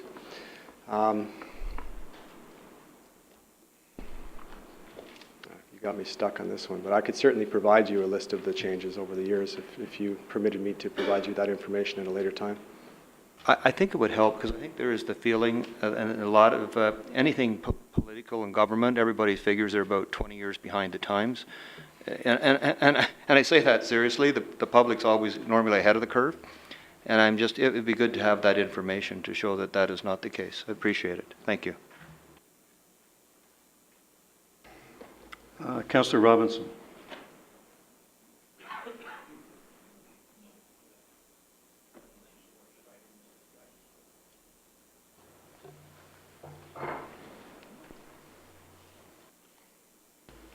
Councillor Knoll, were you next? No? Councillor Bird then. Yeah, you mentioned, sir, that, and I thank you for being here. I found it very informative. You mentioned that you live in this environment. I'm talking as an individual, and you have a wife and kids and whatever. From your position, what would be a minimum setback that you would recommend for your family and in your community if asked that question? Do you have an opinion? I am extremely confident in the exposure limits in Safety Code 6, and as long as they're met, I consider there to be no risk. Is there then a relatively different code or safety factor between being at 20 meters or 200 meters or 1,000 meters? But see, would be more be better or less? The problem or with does setback, it matter? The problem with setback distances is if you have a setback distance, but then, so the proponent or whoever it is that's operating the antenna could have a much more powerful antenna at 200 meters, Okay. which provides a higher exposure than you would have had at the shorter distance. So this is why I'm saying So the key is the power of the exposure antenna, level. not the Well, distance it's not from it, necessarily the power of the antenna, it's the exposure level. at the exposure level. And it's based on our review I mean, I So- want you to be, So I'm aware, trying to, we're on this issue and we're following Okay. it all the time. I'm trying to get there must have been some rationale for the height. 25 time of building or whatever it is that, because that affects whatever the catchment area. Why would there be someone that'll be Industry Canada. Okay, I'll leave it then. Thank you very much. So. Thank you, Councillor Bird. Mr. Green. To your worship, I believe the officials from Health Canada actually have to leave to catch a plane. It's 10 to 9. I don't think we've abused their departure yet. Councillor Grant? Sorry, it's you, Mr. Chair. Just a point of clarification, because when you're answering Councillor Knoll's questions, you're saying that RF radiation is basically RF radiation no matter what flavor it comes in. That's correct? Television, cell phone? Yes, we have, our limits cover the entire frequency spectrum, so, and we don't see them biophysically different at, within narrow frequency ranges as one from the other. So basically you would add up the sum total of RF energy at one frequency and another frequency and another frequency and another frequency, and all combined they would have to meet our exposure limit. Okay, so then when responding to Councillor Demoff's question about the studies and everything that you've had over 50 years, you'll, even though cell phones are kind of the new flavor, to go back to that term, basically you are relying on RF radiation studies through the years, even though cell phones are this new thing in the mix. That's true, and I mean, to be honest, cell phones, they have been around for almost 20 years now, and we're starting to see national cancer incidence data from many countries in Europe, and the United States released some data last week where glioma rates are not changing despite 80 to 100% penetration rates of cell phone use in these populations. So the uncertainty of long-term effects is becoming lower and lower as every year passes. Basically, the latest study of the US was suggesting that if there was a long-term risk, they can now rule it out as being above a certain level. And as every year passes, we're going to get more refined to know what the upper boundary of the possible impact would be. And again, that's from a relatively high exposure to the head. Essentially, when we're talking about health risks like smoking, you've had the same amount of time to do this research as the people doing the smoking research and everything else have had, correct? Or There's been a long period of research on this. It's been going on intensively since the mid-'80s, but certainly there were studies going back to the 50s. Great, thank you. Just in case not everybody speaks Latin or medical, what's a glioma? Well, I'm not an oncologist, but it's a form of brain cancer, malignant brain tumor. And that's relevant because there's suggestions that holding the cell phone next to your ear might cause a glioma. That's correct. In your brain. Yeah. Right. I thank, on behalf of council, I thank you and Ms. Peterson. And we're letting you go with 8 minutes to spare. I do hope you make your plane. I'm trying to stress that we didn't cause you to lose your flight if you do. All right, I have questions lined up for Industry Canada. And we up here have been trying to keep track, believe that we have Councillor Robinson, Councillor Knoll, Councillor Bird, and Councillor Adams, and Councillor Duddick, and Councillor Elgar. And anybody else? That'll do for now. Oh, Councillor Khan. Councillor Robinson. Thank you, Your Worship.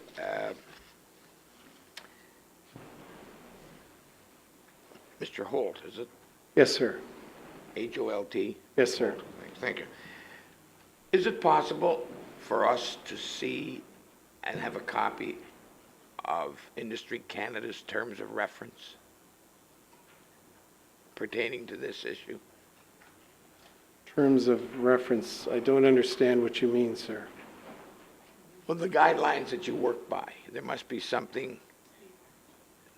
Oh, the Radio I Communication don't Act? like to use the word protocol, but there must be something that you follow when you go to work each day. And I'm not necessarily talking about the act. Is that the only document you Well, reference? the act is our main piece of enabling legislation, and from that we have all sorts of technical documents and procedures and rules that are developed from the act and through the act. So there's nothing other than the act that we would be interested in. Is that what you're saying? I'm not saying that. Well, There- Sorry. yeah. I'm not sure what your question Well, I means. thought there might have been a specific set of terms of reference that outline your duties. Well, at the very basic, there's a Department of Industry Act that enables the department. From that, there's a Radio Communication Act, there's a Telecommunication No, Act. that's, Yeah. it's okay, thanks. There's thousands of procedures, Your okay. Worship, through you to the councillor. How does, I was going to say your terms of reference, but I'll change that to your federal legislation. How does it compare with your counterparts in other countries? Well, I'm not expert on other countries. We're quite different from the FCC. They have a rule-based set of legislation, rules and part numbers, and they basically have lawyers that manage the spectrum. Ours is quite different in that there's a single act that empowers one person, the Minister of Industry, to regulate all matters everywhere in Canada on wireless radio communications. So he can delegate that responsibility down, which he has, to spectrum management officers that are located throughout Canada. Has Industry Canada ever reviewed the other countries' legislation and to determine if there's bits and pieces of that would work better for us in Canada? Yes, there are people in Ottawa that do that all the time, but I'm a field operative, frontline staff. I've got service to deliver. As I explained at the beginning, we're responsible for many areas. We conduct radio frequency investigations regarding interference. If a plane crashes, we provide last mile of service location for the pilot on the ground. If an ELT transmitter goes off, we license every single radio system other than those that are exempt. So, Okay, now much earlier in the evening when you were speaking, your words were that the minister can approve. Does that mean that the minister is compelled to approve, or he may if he wants to? in the Radio Communication Act, he can provide documents that exclude certain services from obtaining a radio license. So, for example, a pilot operating, not a commercial airliner, but a Cessna. But I'm talking about this issue. I'm not talking about flying Right. an airplane. Right. So does he? You said that he can approve. My question is he compelled to approve? Is he compelled to approve, or does he not necessarily have to approve? In this situation, he's given an approval to all of these types of wireless facilities. It's called a spectrum license. But he never takes a position that he's not going to make a decision. Is that correct then? He'll take a position if there's a breach of license condition. Thank you very much. Councillor Robinson, thank you. Councillor Knoll. Thank you, Worship. A couple of questions. So first of all, thank you for your presentation, by the way. I found it very useful. During your presentation, you talked about the involvement of the LUA. Is that the acronym? Do I have it correct? Yeah, Land Use Authority. Yeah. So we are the LUA in Oakville, correct? That is correct. Okay. And you talked about the letter of concurrence, and I know we have some concern about the wording, letter of concurrence, because it implies an approval. But I have and I heard all about the appeal process. We can object. We can object for certain grounds. It goes back to the department, and then there's some sort of adjudication process that happens. So my question is, at the end of the day, when it's all said and done, using all kinds of idioms, but when everybody has completed filing their concerns and submitting their documents.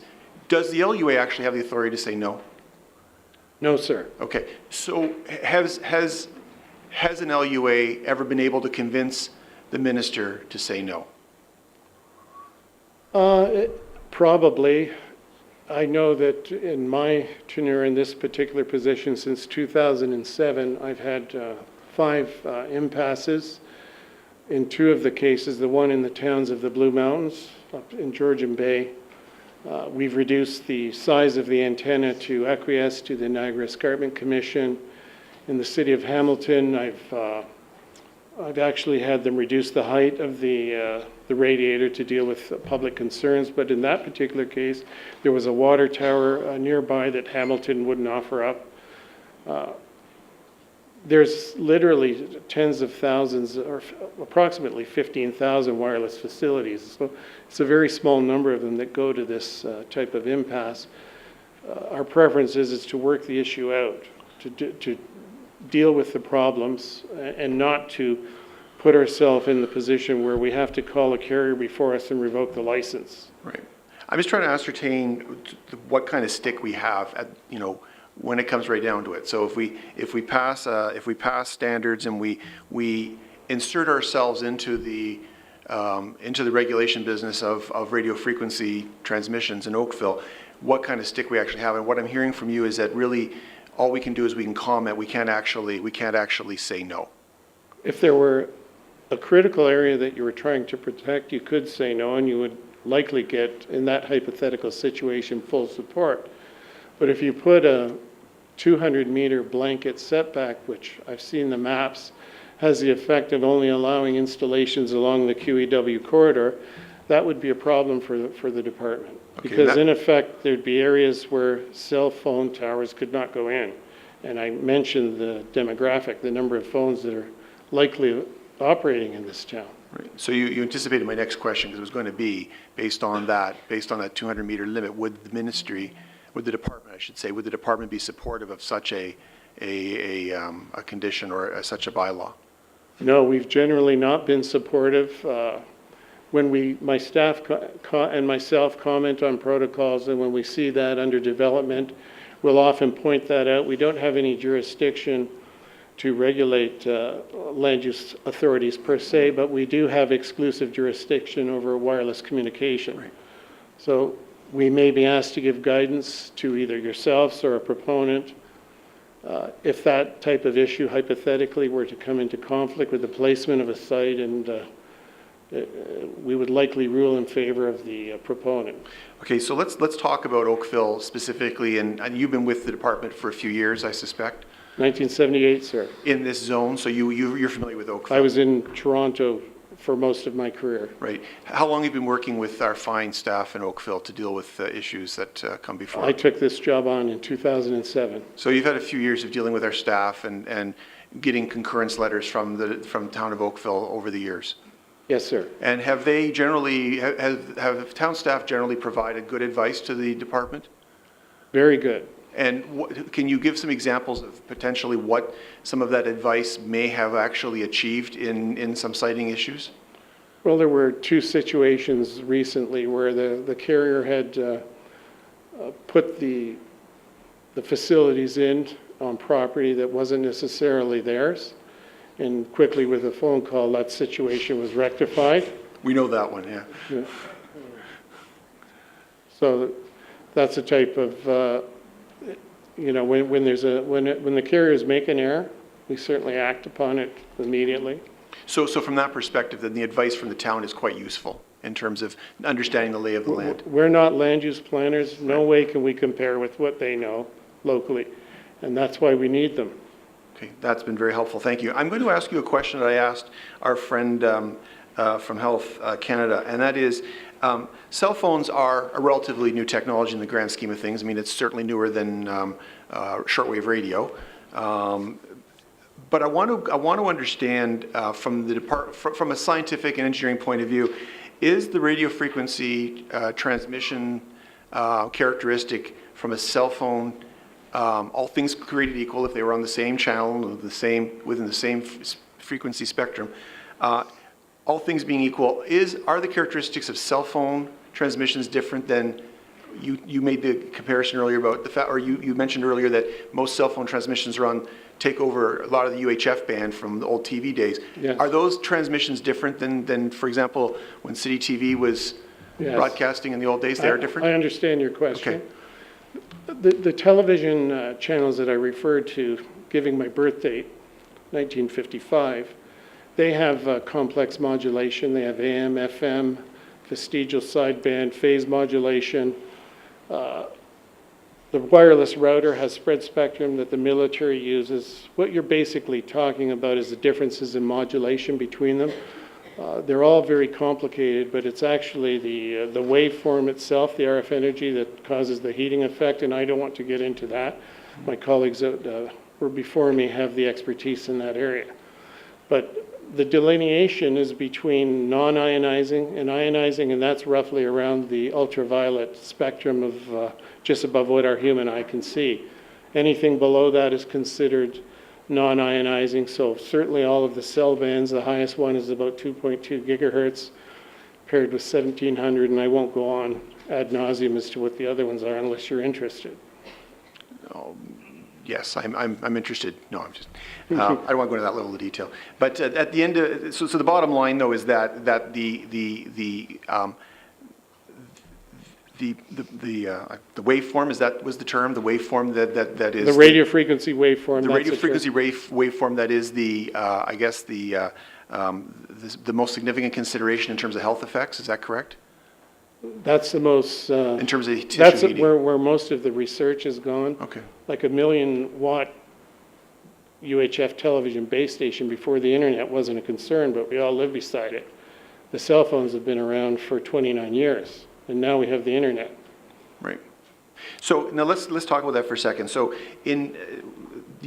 cell phones have largely taken over the spectrum that was deserted by UHF stations. Is that correct?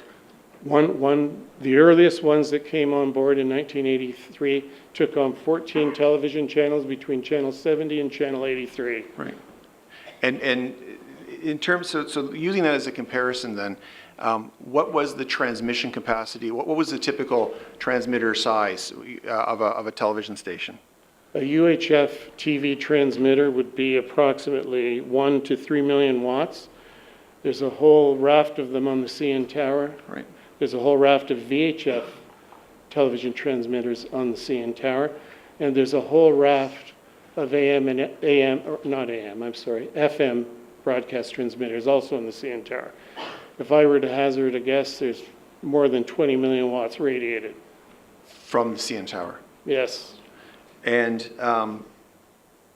curiously, what would the radio frequency per meter square be underneath the CN Tower? Would you know that? No idea. Okay. We've actually done. Does it comply with safety code 6? We've done a large safety code 6 study. It's on our website. Yeah. Our engineers have measured 60 points.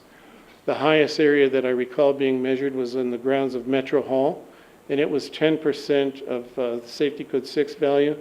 And the largest contributor was the FM broadcast services from the CN Tower and from the First Canadian Place, I believe, where there's also an FM station, or maybe it's Commerce Court. I forget which building it is. Okay, so let's compare that now to a cellular base station. What would the transmission capacity be of an average cellular base station? The power level, you mean, sir? Yeah, sorry, yeah. They're typically between 300 watts and 3,000 watts. Okay. A microwave oven is 1,200 watts. Okay. Okay, thank you very much. Oh, that was asked. Thank you very much. Thank you That for your would be time. one channel operating sometimes there's multiple channels on them. It depends on where the base station is Okay, installed. well, then let me ask further then. What would the cumulative, on a typical cellular base station, what would the cumulative output be? It would be roughly 300 times 50, up to about 25 to 50,000 watts if every channel were turned on at the same time. And that's rarely the case. And they're all beaming. The difference between that and a television signal, a cellular antenna is beaming in 3 different directions. It has a very precise gain, It doesn't create energy, so underneath it, it's typically 1,000 times less than it is in the forward direction, and behind it, it's 1,000 times less. Okay. Thank you. That was very helpful. Thanks. Councillor Byrd. Thank you. I want to go back to just a clarification on your comments about building permits and why they were just sort of dispensed with during the process. That originally, when you put up a tower, you had to take a building permit, and now you don't. Could you explain that?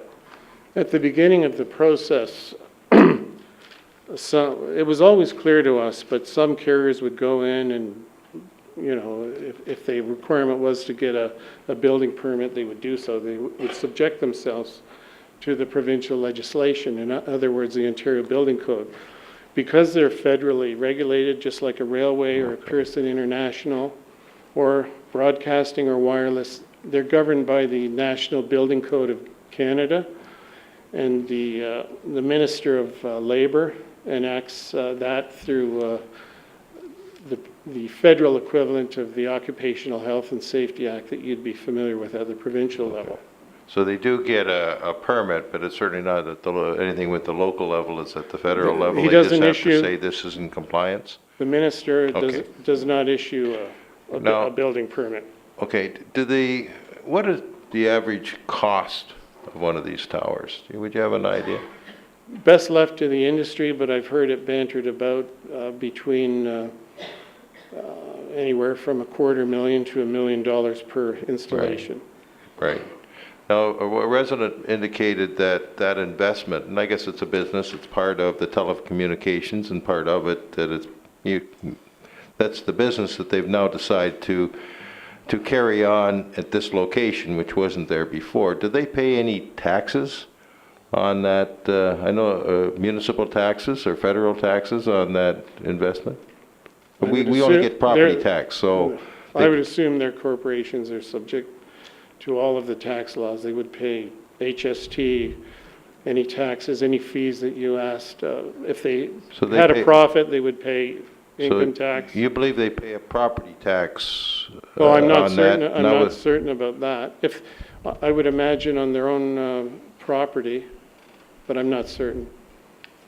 So, pardon me. Like if they it's could be a building, they leasee, would. they could be a leasee.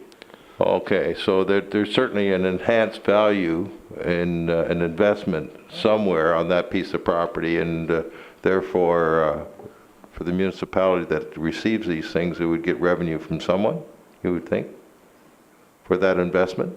Yes. Okay, thank you. Thank you, Councillor Byrd. Councillor Adams. Thank you very much. You've just answered one of my questions.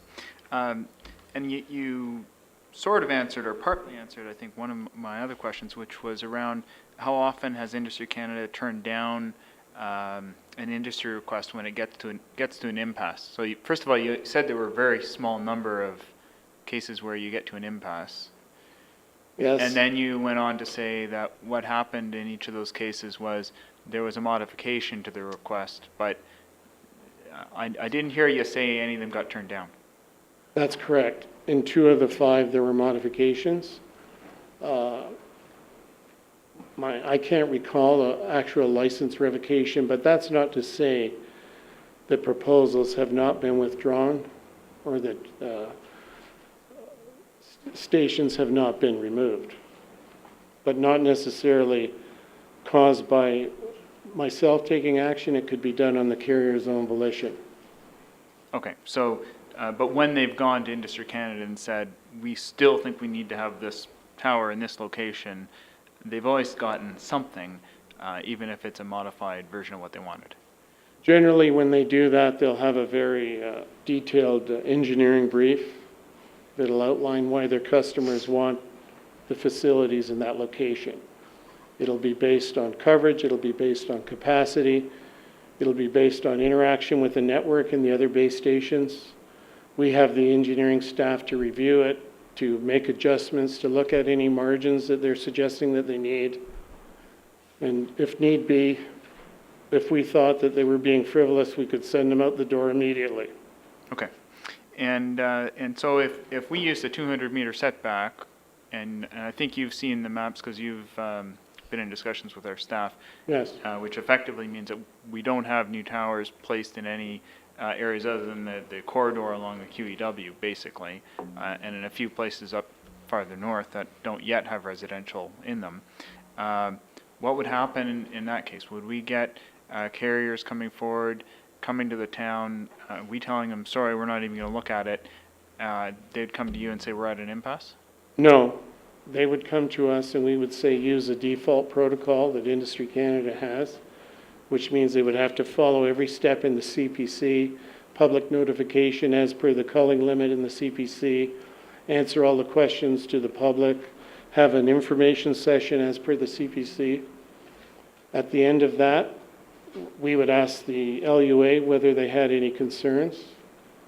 And then if some form of communication like a comment or something that we don't understand come out, I'm not sure what we'd do. I've never seen one of these things yet, but if it were a non-concurrence, then we would ask the LUA if they had any information that they wanted to present to the department as to why it's not appropriate in that particular location, what options you're offering up to the proponent to build the facilities. And then we'd gather as much information as we needed, and then we would render a decision. So hypothetically, in this case, we would say, well, it doesn't meet our protocol, and the options are QEW and far up north. And the carriers would come to you and say, well, that's not good enough. Yes. Thank you. Now, I've had questions from constituents about a couple of things. First of all, around different technologies. Do you require carriers to use specific types of technologies? And if so, why? And why would you not ask them to use kinds that emit less power densities than others? No, the Government of Canada doesn't require that they use specific technologies. We forayed into that many years ago and found that it was a mistake because the industry is very complex and it's in the way that it migrates from technology to technology, each company trying to get a competitive advantage, and not something that we want to regulate in. We did it once and we would never do it again. So with each auction that we have for spectrum, there's certain rules that allow placement of the facilities internationally, aligning along the border or with other countries. But we certainly, we don't define the technology per se. We'll put out a standard later on called an RSS. It's a radio standard specification, which could define, for example, the old telephones from 1983 are in there, and there's standards for the other ones to allow the industry to, but we don't make that a part of our auction to say, thou shalt do this or thou shalt do that. These types of things are based on very complex interaction with worldwide issues that are going on in spectrum management. Canada's too small to define a technology, to say you should do this, you should have that power. We don't have the market presence. So you're really outcome oriented. You Yes, tell sir. them what the outcome has to be, and Yes, however sir. they achieve it is up to them, is Yes, what you're sir. saying. Okay. I presume that cell phone use varies by time of day and day of week. Do any of the towers get turned off or turned down, if you will, based on that demand? Or is it, it's a yes or no, it's on or off? Every technology is different. Some of the earlier ones have a certain power that increases as the traffic increases, so on a proportional basis, the power level will go up. Those earlier technologies is only an increase of basically what we call 4 dB. It's a little over 2 to 1 in a power ratio. On the radio world, that's negligible. The other technologies, the newer ones, I believe that they're continuously on with the full amount. Lou, would that be correct? Yes. So the very latest technologies called HSPA and the other technology, I believe that they're fully keyed 100% of the time. So it varies, is what you're saying? Yes. Okay. And so on the related to that in a way is, are there any communities, and specifically in Oakville, is there any community map showing power densities? Not that I'm aware of, sir. Okay, so, but there's installation-specific mappings that have been produced. So when a new tower goes in, they have to provide some sort of estimate of what it's going to look like, and then they have to do an as-built drawing for you? They don't do it for us. They have a condition of license imposed by the minister. And prior to the build, they'll do a calculation which will show the power density around the site, takes into account cumulative effect from all other emitters. And then when the contractors build it, they might tweak it and feed it back to the engineers that would redo the calculation. If at any time that we ask to see the calculation, they have to provide it. Okay. My last question for you is I asked your colleagues about the 200-meter setback, and our member of parliament asking us to use a 200-meter setback, and furthermore saying that he believes that the current tower should be removed if they're too close to homes, basically. Does your minister support that? Because in the communication we've had with our staff, it's been pretty clear that 200 meters isn't acceptable. Well, I don't know if he's ever been asked specifically about the 200 meters, but if it amounted to a sterilization and prohibition of wireless technology in an area, I cannot see with his mandate him ever supporting that. Thank you very much. Councillor Duddick. Thank you. Through you, Your Worship. Thank you very much for coming this evening. We've emailed back and forth, so it's nice to finally put a face to the name. In our Appendix A of tonight's agenda, there was a series of 5 questions that was posed for Industry Canada. Are there any on there? I know that you mentioned the process, but the first one, can you provide additional clarification on the guidance process, how it works and how it related to appeals and situations of non-concurrence? You basically addressed that, I believe, through your answering of questions and presentation. As well, the point raised in regards to the actual refusals. And you had mentioned that sometimes they mitigate problems. Is there any way you can capture, or has there been any, I wouldn't say data, but any kind of facts regarding how many times Industry Canada has, I don't want to say adhered, but given credence to the local land use authorities' comments through the process? Our current spectrum management system is a bit of a dinosaur. It's almost as old as I am. It's been around since 1980. And it doesn't have the capability really to track antenna issues and problems. So if you look at the regional offices and the district offices in Canada, there's crude counts, but no way to correlate and extract data from a database. Not to say that in the future that we may have a database, but certainly this type of issues that we're dealing with at this council meeting was not foreseen. It's not. Spectrum management, as I said, involves interference and authorization of radio stations. So I couldn't really give you a detailed answer on that question as to how many times, what was the nature, all of the facts. I guess my question also sort of zeroes in on, is there a common theme, for instance, in a lot of the comments that are being fed back to Industry Canada regarding the siting of cellular communication towers? Yes, there is. The common theme is often Safety Code 6 is inadequate. There'll be a study cited here or there, which we defer to Health Canada. There'll be information that my real estate has been impacted. There'll be concerns expressed from mothers regarding their children. That'll often be a concern. So those are the common themes. It's perceived threats from the use of the technology. The third question that was posed was, where can a municipality effectively prohibit a new installation? Section 6 of the CPC 2-0-03 states that a facility's proximity to neighboring residents is a matter of community sensitivity. Has there been a situation where a municipality was able to prohibit a new installation?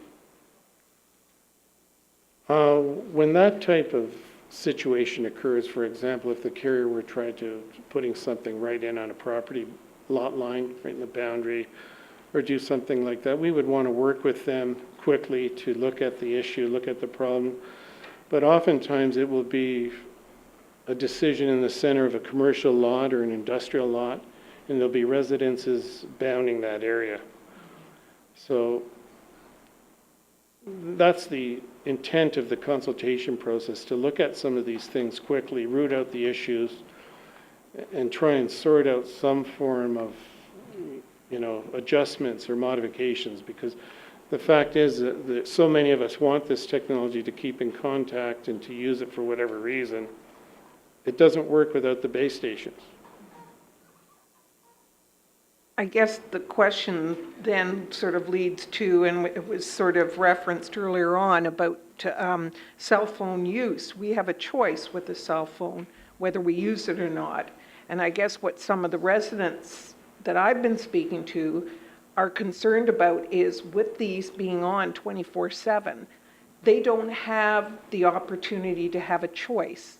In other words, it's being made for them, and they are reacting to it. Right. Yeah.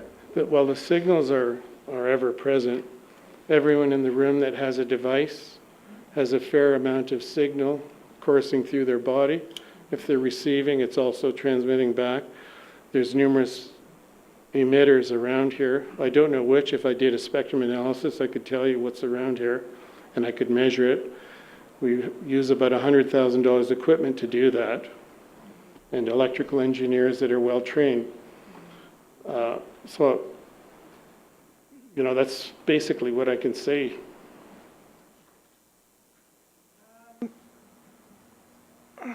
Sorry, and I think you've also hit on the 4, and what authority can a municipality include a setback or prohibition that would be respected, basically, and they've gone on, example, design, electronic interference, land use compatibility. Has there ever been examples of that? If the request was to have no effect in terms of sterilizing the installation, in other words, preventing it, we expect the carriers to look at all reasonable requests. So if the setback that you say was 10 meters from a property line, and it made no difference to safety code 6 or coverage, we wouldn't care. But for example, if you said a setback on the top of a building, which would be exempt, those are put in for coverage, interference, network interaction, and also, most importantly, safety code 6. So to tinker with those areas, the carriers would object to that, and they would seek our guidance. I can appreciate they would object to it, but I guess I was more concerned about what the government stance was going to be, given the fact that they obviously are trying to make a profit on it, and that's totally within their purview.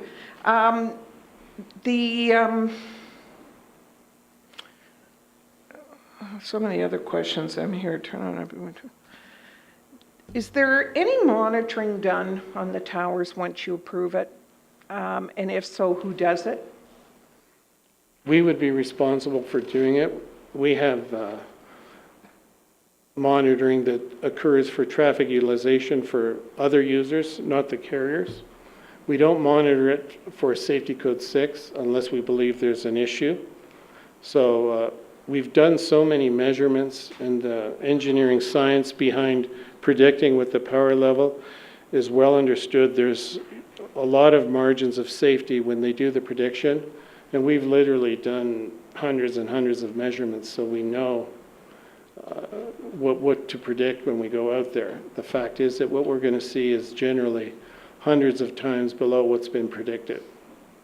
Okay, so then if somebody were to contact Industry Canada and they think that what the proponent is advising you is not in fact what's taking place at that base station in terms of density, whatever you make reference to, if it's more than that, who's liable for that? Who would be responsible in terms of, given that you're approving the installation, I can't understand why there wouldn't be a monitoring, even though you say you've got predictions. We predict things too, but we still inspect things to make sure that what somebody tells us is going to be built is in fact what is built and produced. Mm-hmm. The carriers would be responsible, and if they were found to be out of compliance with Safety Code 6, we would order them to bring the station into compliance immediately. When you were reviewing our current protocol, your comments that were cited in our agenda was that you considered the 200-meter setback as onerous. Can you give some sort of a understanding as to why you think that's onerous, other than what you're perceiving as prohibiting use in a certain area, why you think it's an onerous thing to ask? Perhaps onerous would be a poor choice of words. What I meant is that it would be prohibiting installations throughout the town of Oakville. When I went through some of the documents from Industry Canada, it says protocols can assist proponents who are planning to modify or install antennas and supporting structures, while at the same time give due consideration to local land use plans, publicly sensitive areas, and specific environmentally sensitive areas. Can you give me an example of what those areas may be? Because we deem a sensitive area sometimes different from what Industry Canada might recognize as a sensitive area. Yes, I looked at some of yours. It's based on industrial use and odors and emissions and whatnot.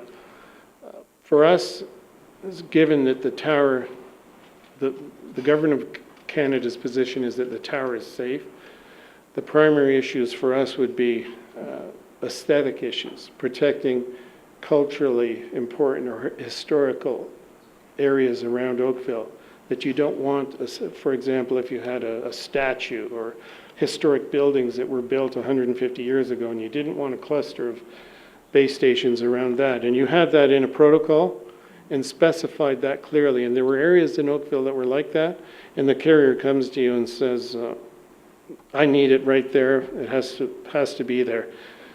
They're not likely going to win that argument.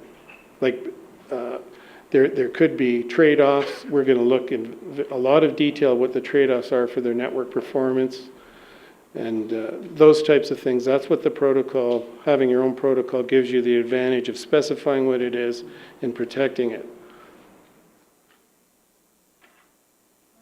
And in terms of land use compatibility, what is Industries Canada's position on how a cellular communication tower abutting a residential property is considered compatible? Well, as I said, we're not experts in land use, but the technology is what it is. The majority of people are using the cell phones for reasons that I've stated. And the technology doesn't work unless it's proximate to a base station for issues of capacity. I've read recently that a smartphone has 30 times more data extracted out of the network compared with an old-fashioned handset, the Motorola flip phone that I used to use in 1993. So that's the dilemma. And with the wireless plans being what they are, unlimited use, our children are on them, can text 50 words a minute with one finger. Won't go there. Okay. In the March 6, 2012 P&D meeting, there was mention of the notice sign requirements of the interim protocol are not supported by Industry Canada. Why would that be if it's going to be informing the public? If it were for a new installation, a significant, we talked about that internally, we wouldn't have a concern. But if it were for an exempted installation, we would have a concern. So in other words, it's going on less than 15 meters, 14.9, or if it were for an apartment building or a water tower, those are clearly excluded. So we would take exception for the proponents to put, any proponent, whether it be police, fire, amateur, to put a public notice billboard in front of the property.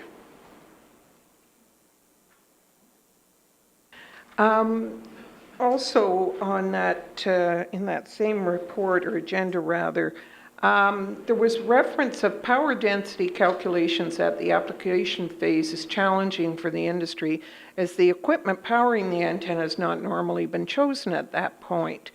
How can they apply for an installation without providing that information? I know you hit upon it through the process.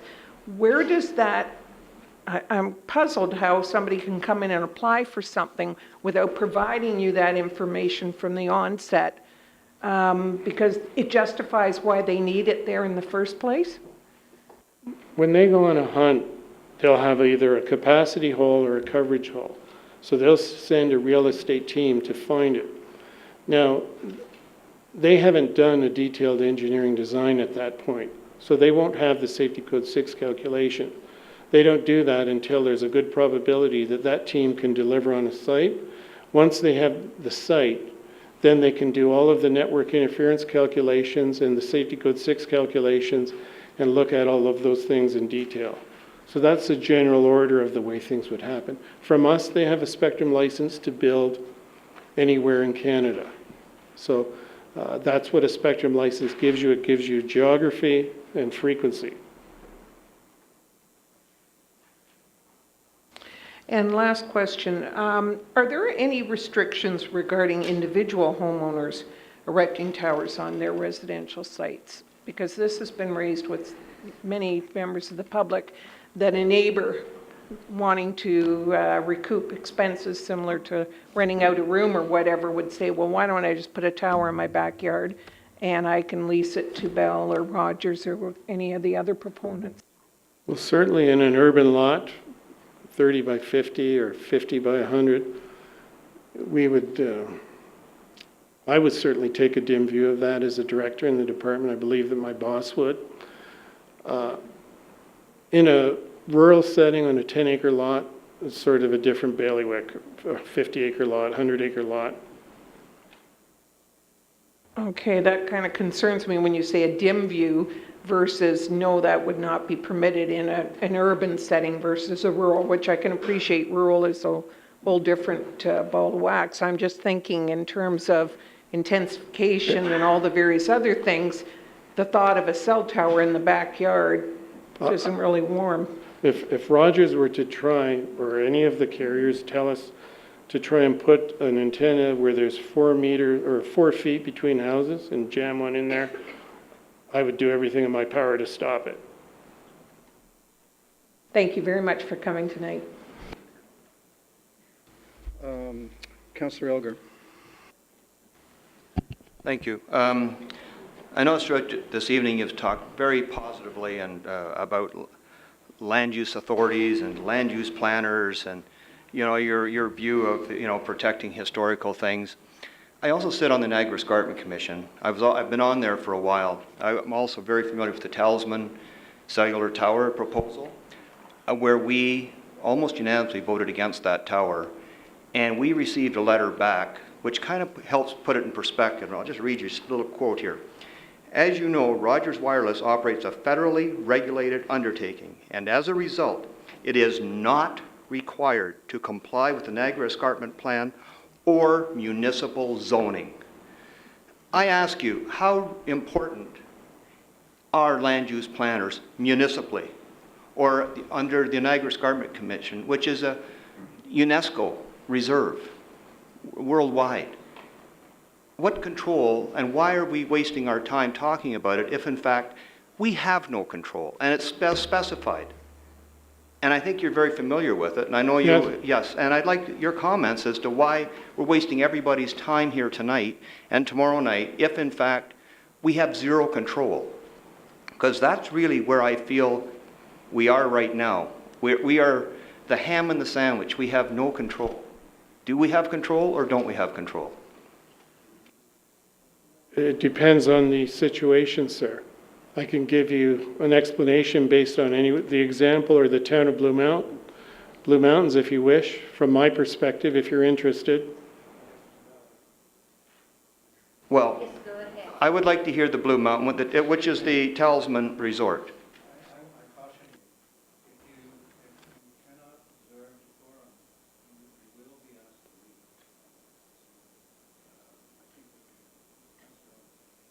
Yeah, I think it would be good for everybody to hear what did happen based on what the NEC said, and because it is an international designation, UNESCO, where in fact we were told, hey, they have two options, Rogers did, and one of them was the impasse process, and we all know how that worked. Well, maybe we don't, so maybe you're going to tell us. The one in the Blue Mountains, what had happened is that the carrier, it was Bell, wanted to put a facility in the parking lot at the base. So I drove up there and I had a look-see, and as I drove between Collingwood and the town of Blue Mountains, I'd been going up there since I was a little boy. I was struck by the number of ski facilities that resulted in the clear cutting of the Blue Mountain, and with each ski facility I was also struck by the fact that there was lifts, large transformers, large parking lots. So when I got to the location, I went to the planner from the Niagara Escarpment Commission's office, and we drove about and had a chat. And what her contention was that a flagpole in the parking lot would obscure the skyline of the hill, the mountain. Now, when I looked, all I saw was ski lifts, giant transformers, giant parking lot. So I thought to myself, all of these people that are coming here wanting to use their cell phones to keep in touch with loved ones. So I got data on the loading from the carrier. I looked at how much loading was there. I looked at how many people would go on that ski hill. I looked at what the coverage was from the adjacent sites. And then I balanced the impact of the visual obstruction of a small white pole in the base of the parking lot. So in that case, I recommended to the minister that we overrule the Niagara Escarpment Commission. And I thank you for that, so everyone can hear that. But I guess I wanted to roll back just one little bit here. Where it's specified, we have absolutely no municipal control based on our zoning to stop anything in a municipality. It's the same for many federal undertakings like airports, like railways. The cell phones are needed by everyone, almost. 80% penetration rate, I would bet, in Oakville. Sir, I hear what you're saying. The problem, like right now, is we have got our federal member of parliament who is asking us to do something. And what I'm hearing you tell me tonight, and based on the literature I've got, and I've got lots of it, is that we have no control. Would you agree we have no control? You have the power to issue a non-concurrence. If you're asking if you have the power to issue an absolute prohibition, I believe that I've clearly answered that on several occasions this evening. The answer was? No. Thank you. Thanks very much. And I appreciate your honesty.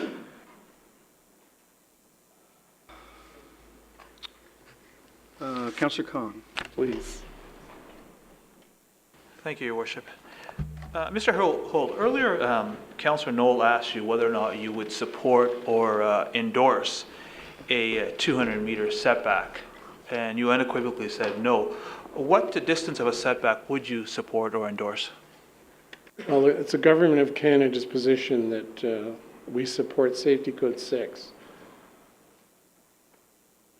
Well, the reason I'm asking you this is because at the end, an appeal process does go through your office, and if there is some sort of setback distance that a municipality has submitted, what distance would you support? The distance depends on every single installation, its height, its power level, whether it's a macro cell or a major cell, they're all different. The number of facilities on it, the proximity to other facilities. You can't, this is what the scientists were trying to explain. You can't use a distance. It's far too complicated to do that. It's a sum power, and either the sum of all those powers at any point meets Safety Code 6 or it doesn't. So I suspect you've read our proposed bylaw, and one of the recommendations our staff is making is that there be a 20-meter setback from public schools, private schools, and daycares. Would you support that? I have to use the previous answer. We have to go by Safety Code 6. Like Safety Code 6 is safe for everyone. Children, the elderly, the infirm, everyone, everywhere, all the time. And I suppose this is where I appreciate Councillor Elgar's frustrations, that even if we put forward this bylaw, it's not necessarily that you will confirm it or endorse it. No, as I said, we don't have, due to the constitutional separation, we don't have oversight over municipalities. We can just recommend certain things and explain what the ramifications are if you take certain decisions. Now, the 20 meters, I believe the carriers will address that with you, whether or not they can live with it. They're better equipped to deal with that question. Like what it would be is a balance in them saying, if at 20 meters, under normal circumstances, can all of my installations meet Safety Code 6? If the answer to that question was yes, I don't think that they would have a problem with it. But I'm not going to, it's just hypothetically, I'm exploring that with you. Let's talk a little bit about some of the recommendations or suggestions that you made to our staff. One is that you don't support the 200-meter setback. You don't support underground equipment shelters. You don't support firm setbacks. In fact, you say that there should just be guidelines. You want less consultation with public.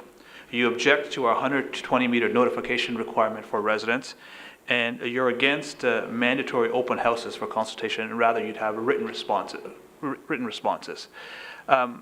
It seems to me that in many ways, you're directing our staff to create our bylaw, and then you get to say in the end, we're following a bylaw that the town of Oakville has enacted. And that's a concern to us, especially when you say that you will not consider any appeals that come to you under the guise or, under the umbrella of a safety concerns. Why is that? Well, the Safety Code 6 has to be met by condition of license. So, as a general rule, the carriers have always met that. If someone had definitive proof and expertise, ability to take the measurements and prove that there was something going on, we certainly could look at that. But I don't consider definitive proof a $199 instrument doing a broadband power flux density measurement with someone that's not trained to actually survey the spectrum, because the noise can get in there from the lights. An FM station can be nearby overloading it. In one case in Simcoe, the person pointed to a spot and I set up our equipment there. 92% of that energy was from a paging transmitter 900 meters away. Only 8% was from the cellular site. So, the proof would have to be a reputable agency doing some form of measurement, and then us looking at it. We would be glad to verify that. But a layperson running around with an instrument does not have the capability to discern what's coming into their instrument or whether or not it's overloaded or operating properly. Thank you for that answer. But you're discussing whether or not that individual who's complaining has, the equipment to monitor these levels. But that's not what you said earlier. Earlier you said that you would not canvass any complaints, any objections on the basis of a health concern. Well, that's made under a set of hypothetical circumstances. If someone were to say, I don't accept safety code 6, I don't believe that it's valid. That's what I meant with that answer. In other words, let me ask it another way. Would you entertain any concerns that a municipality, the town of Oakville, raised with respect to cell towers based on health concerns?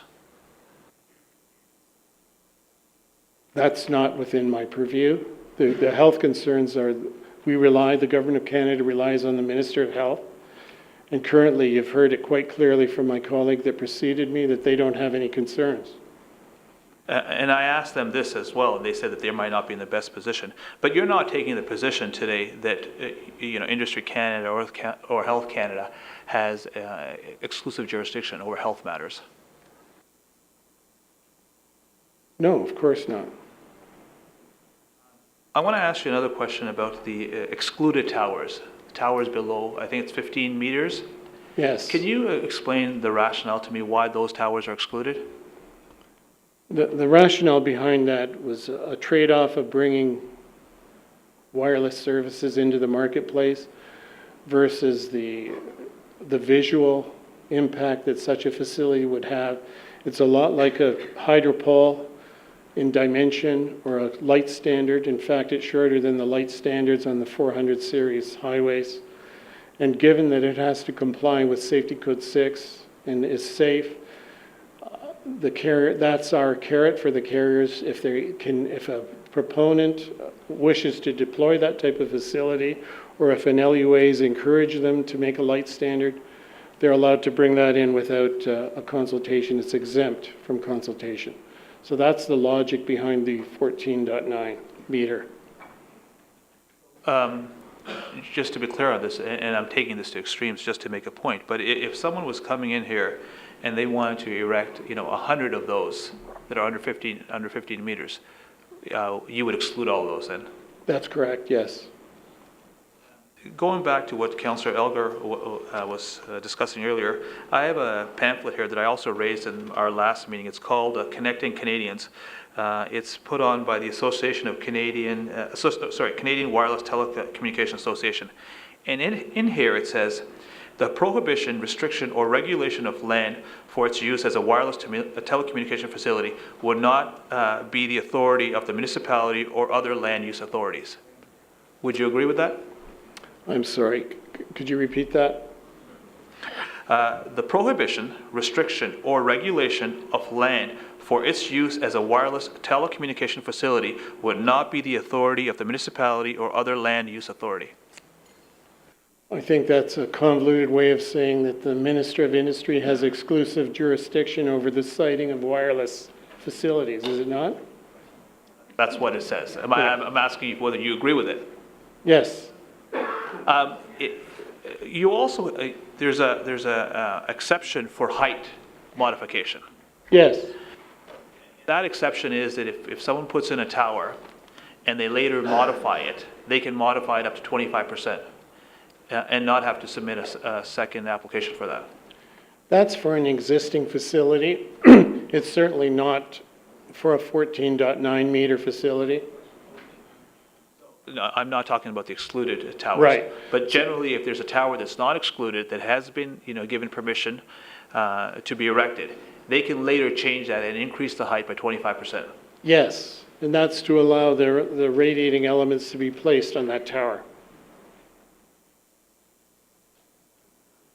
Just one last question. You said that, actually, there's two questions. The dispute resolution process, how does that work? Is it, and I'm going back to the questions that I asked Health Canada, is this like an adjudicative body? Is it a tribunal? Is there evidence presented on both sides? How does that operate? Are you talking about the impasse, a formal impasse? It would basically be a review of my peers and colleagues of all the information and a recommendation that went up the line to the minister.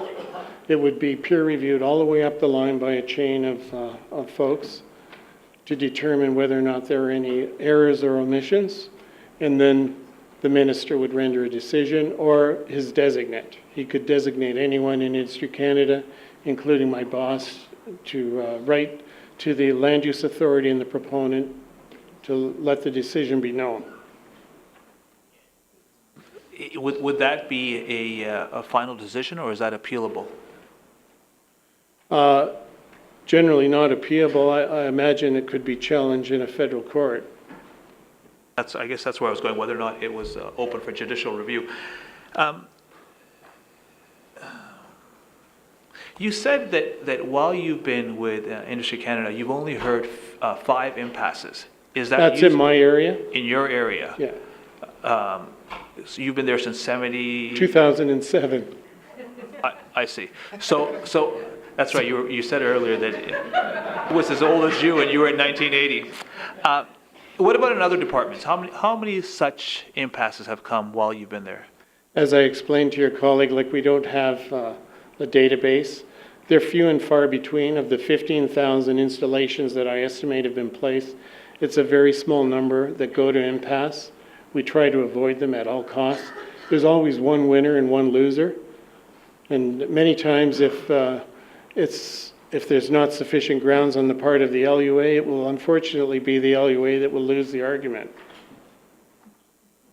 And why is Industry Canada so opposed to greater public consultation?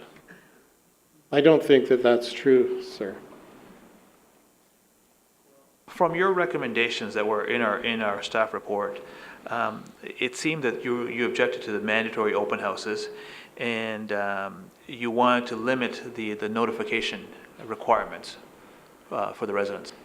As I made it quite clear in my presentation, we're just trying to have the exclusion criteria in the CPC respected.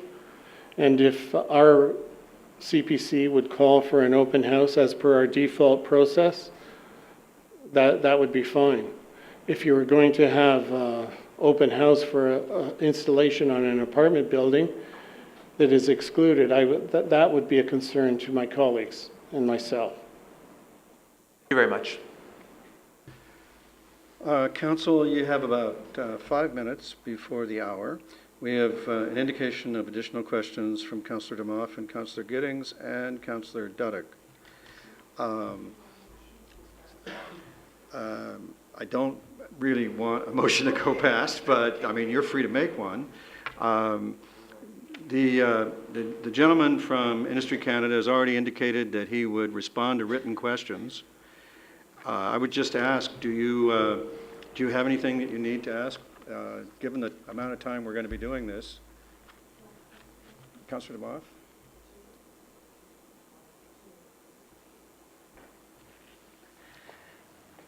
My question is similar to Councillor Elgar and Councillor Collins, and it's just our staff spent a lot of time, as have residents and as council, on this whole issue, as you know, coming up with protocols that we felt respected what Oakville residents and what Oakville Council wanted. And what I'm hearing from you tonight is that everything that is different from your protocols are things that you do not want. And we also received a letter from the solicitor for the wireless carriers basically saying the same thing, that the signs, the notice, all of the things that differ from your protocols. So I guess my question is, why do you ask land use authorities to even come up with their own protocols?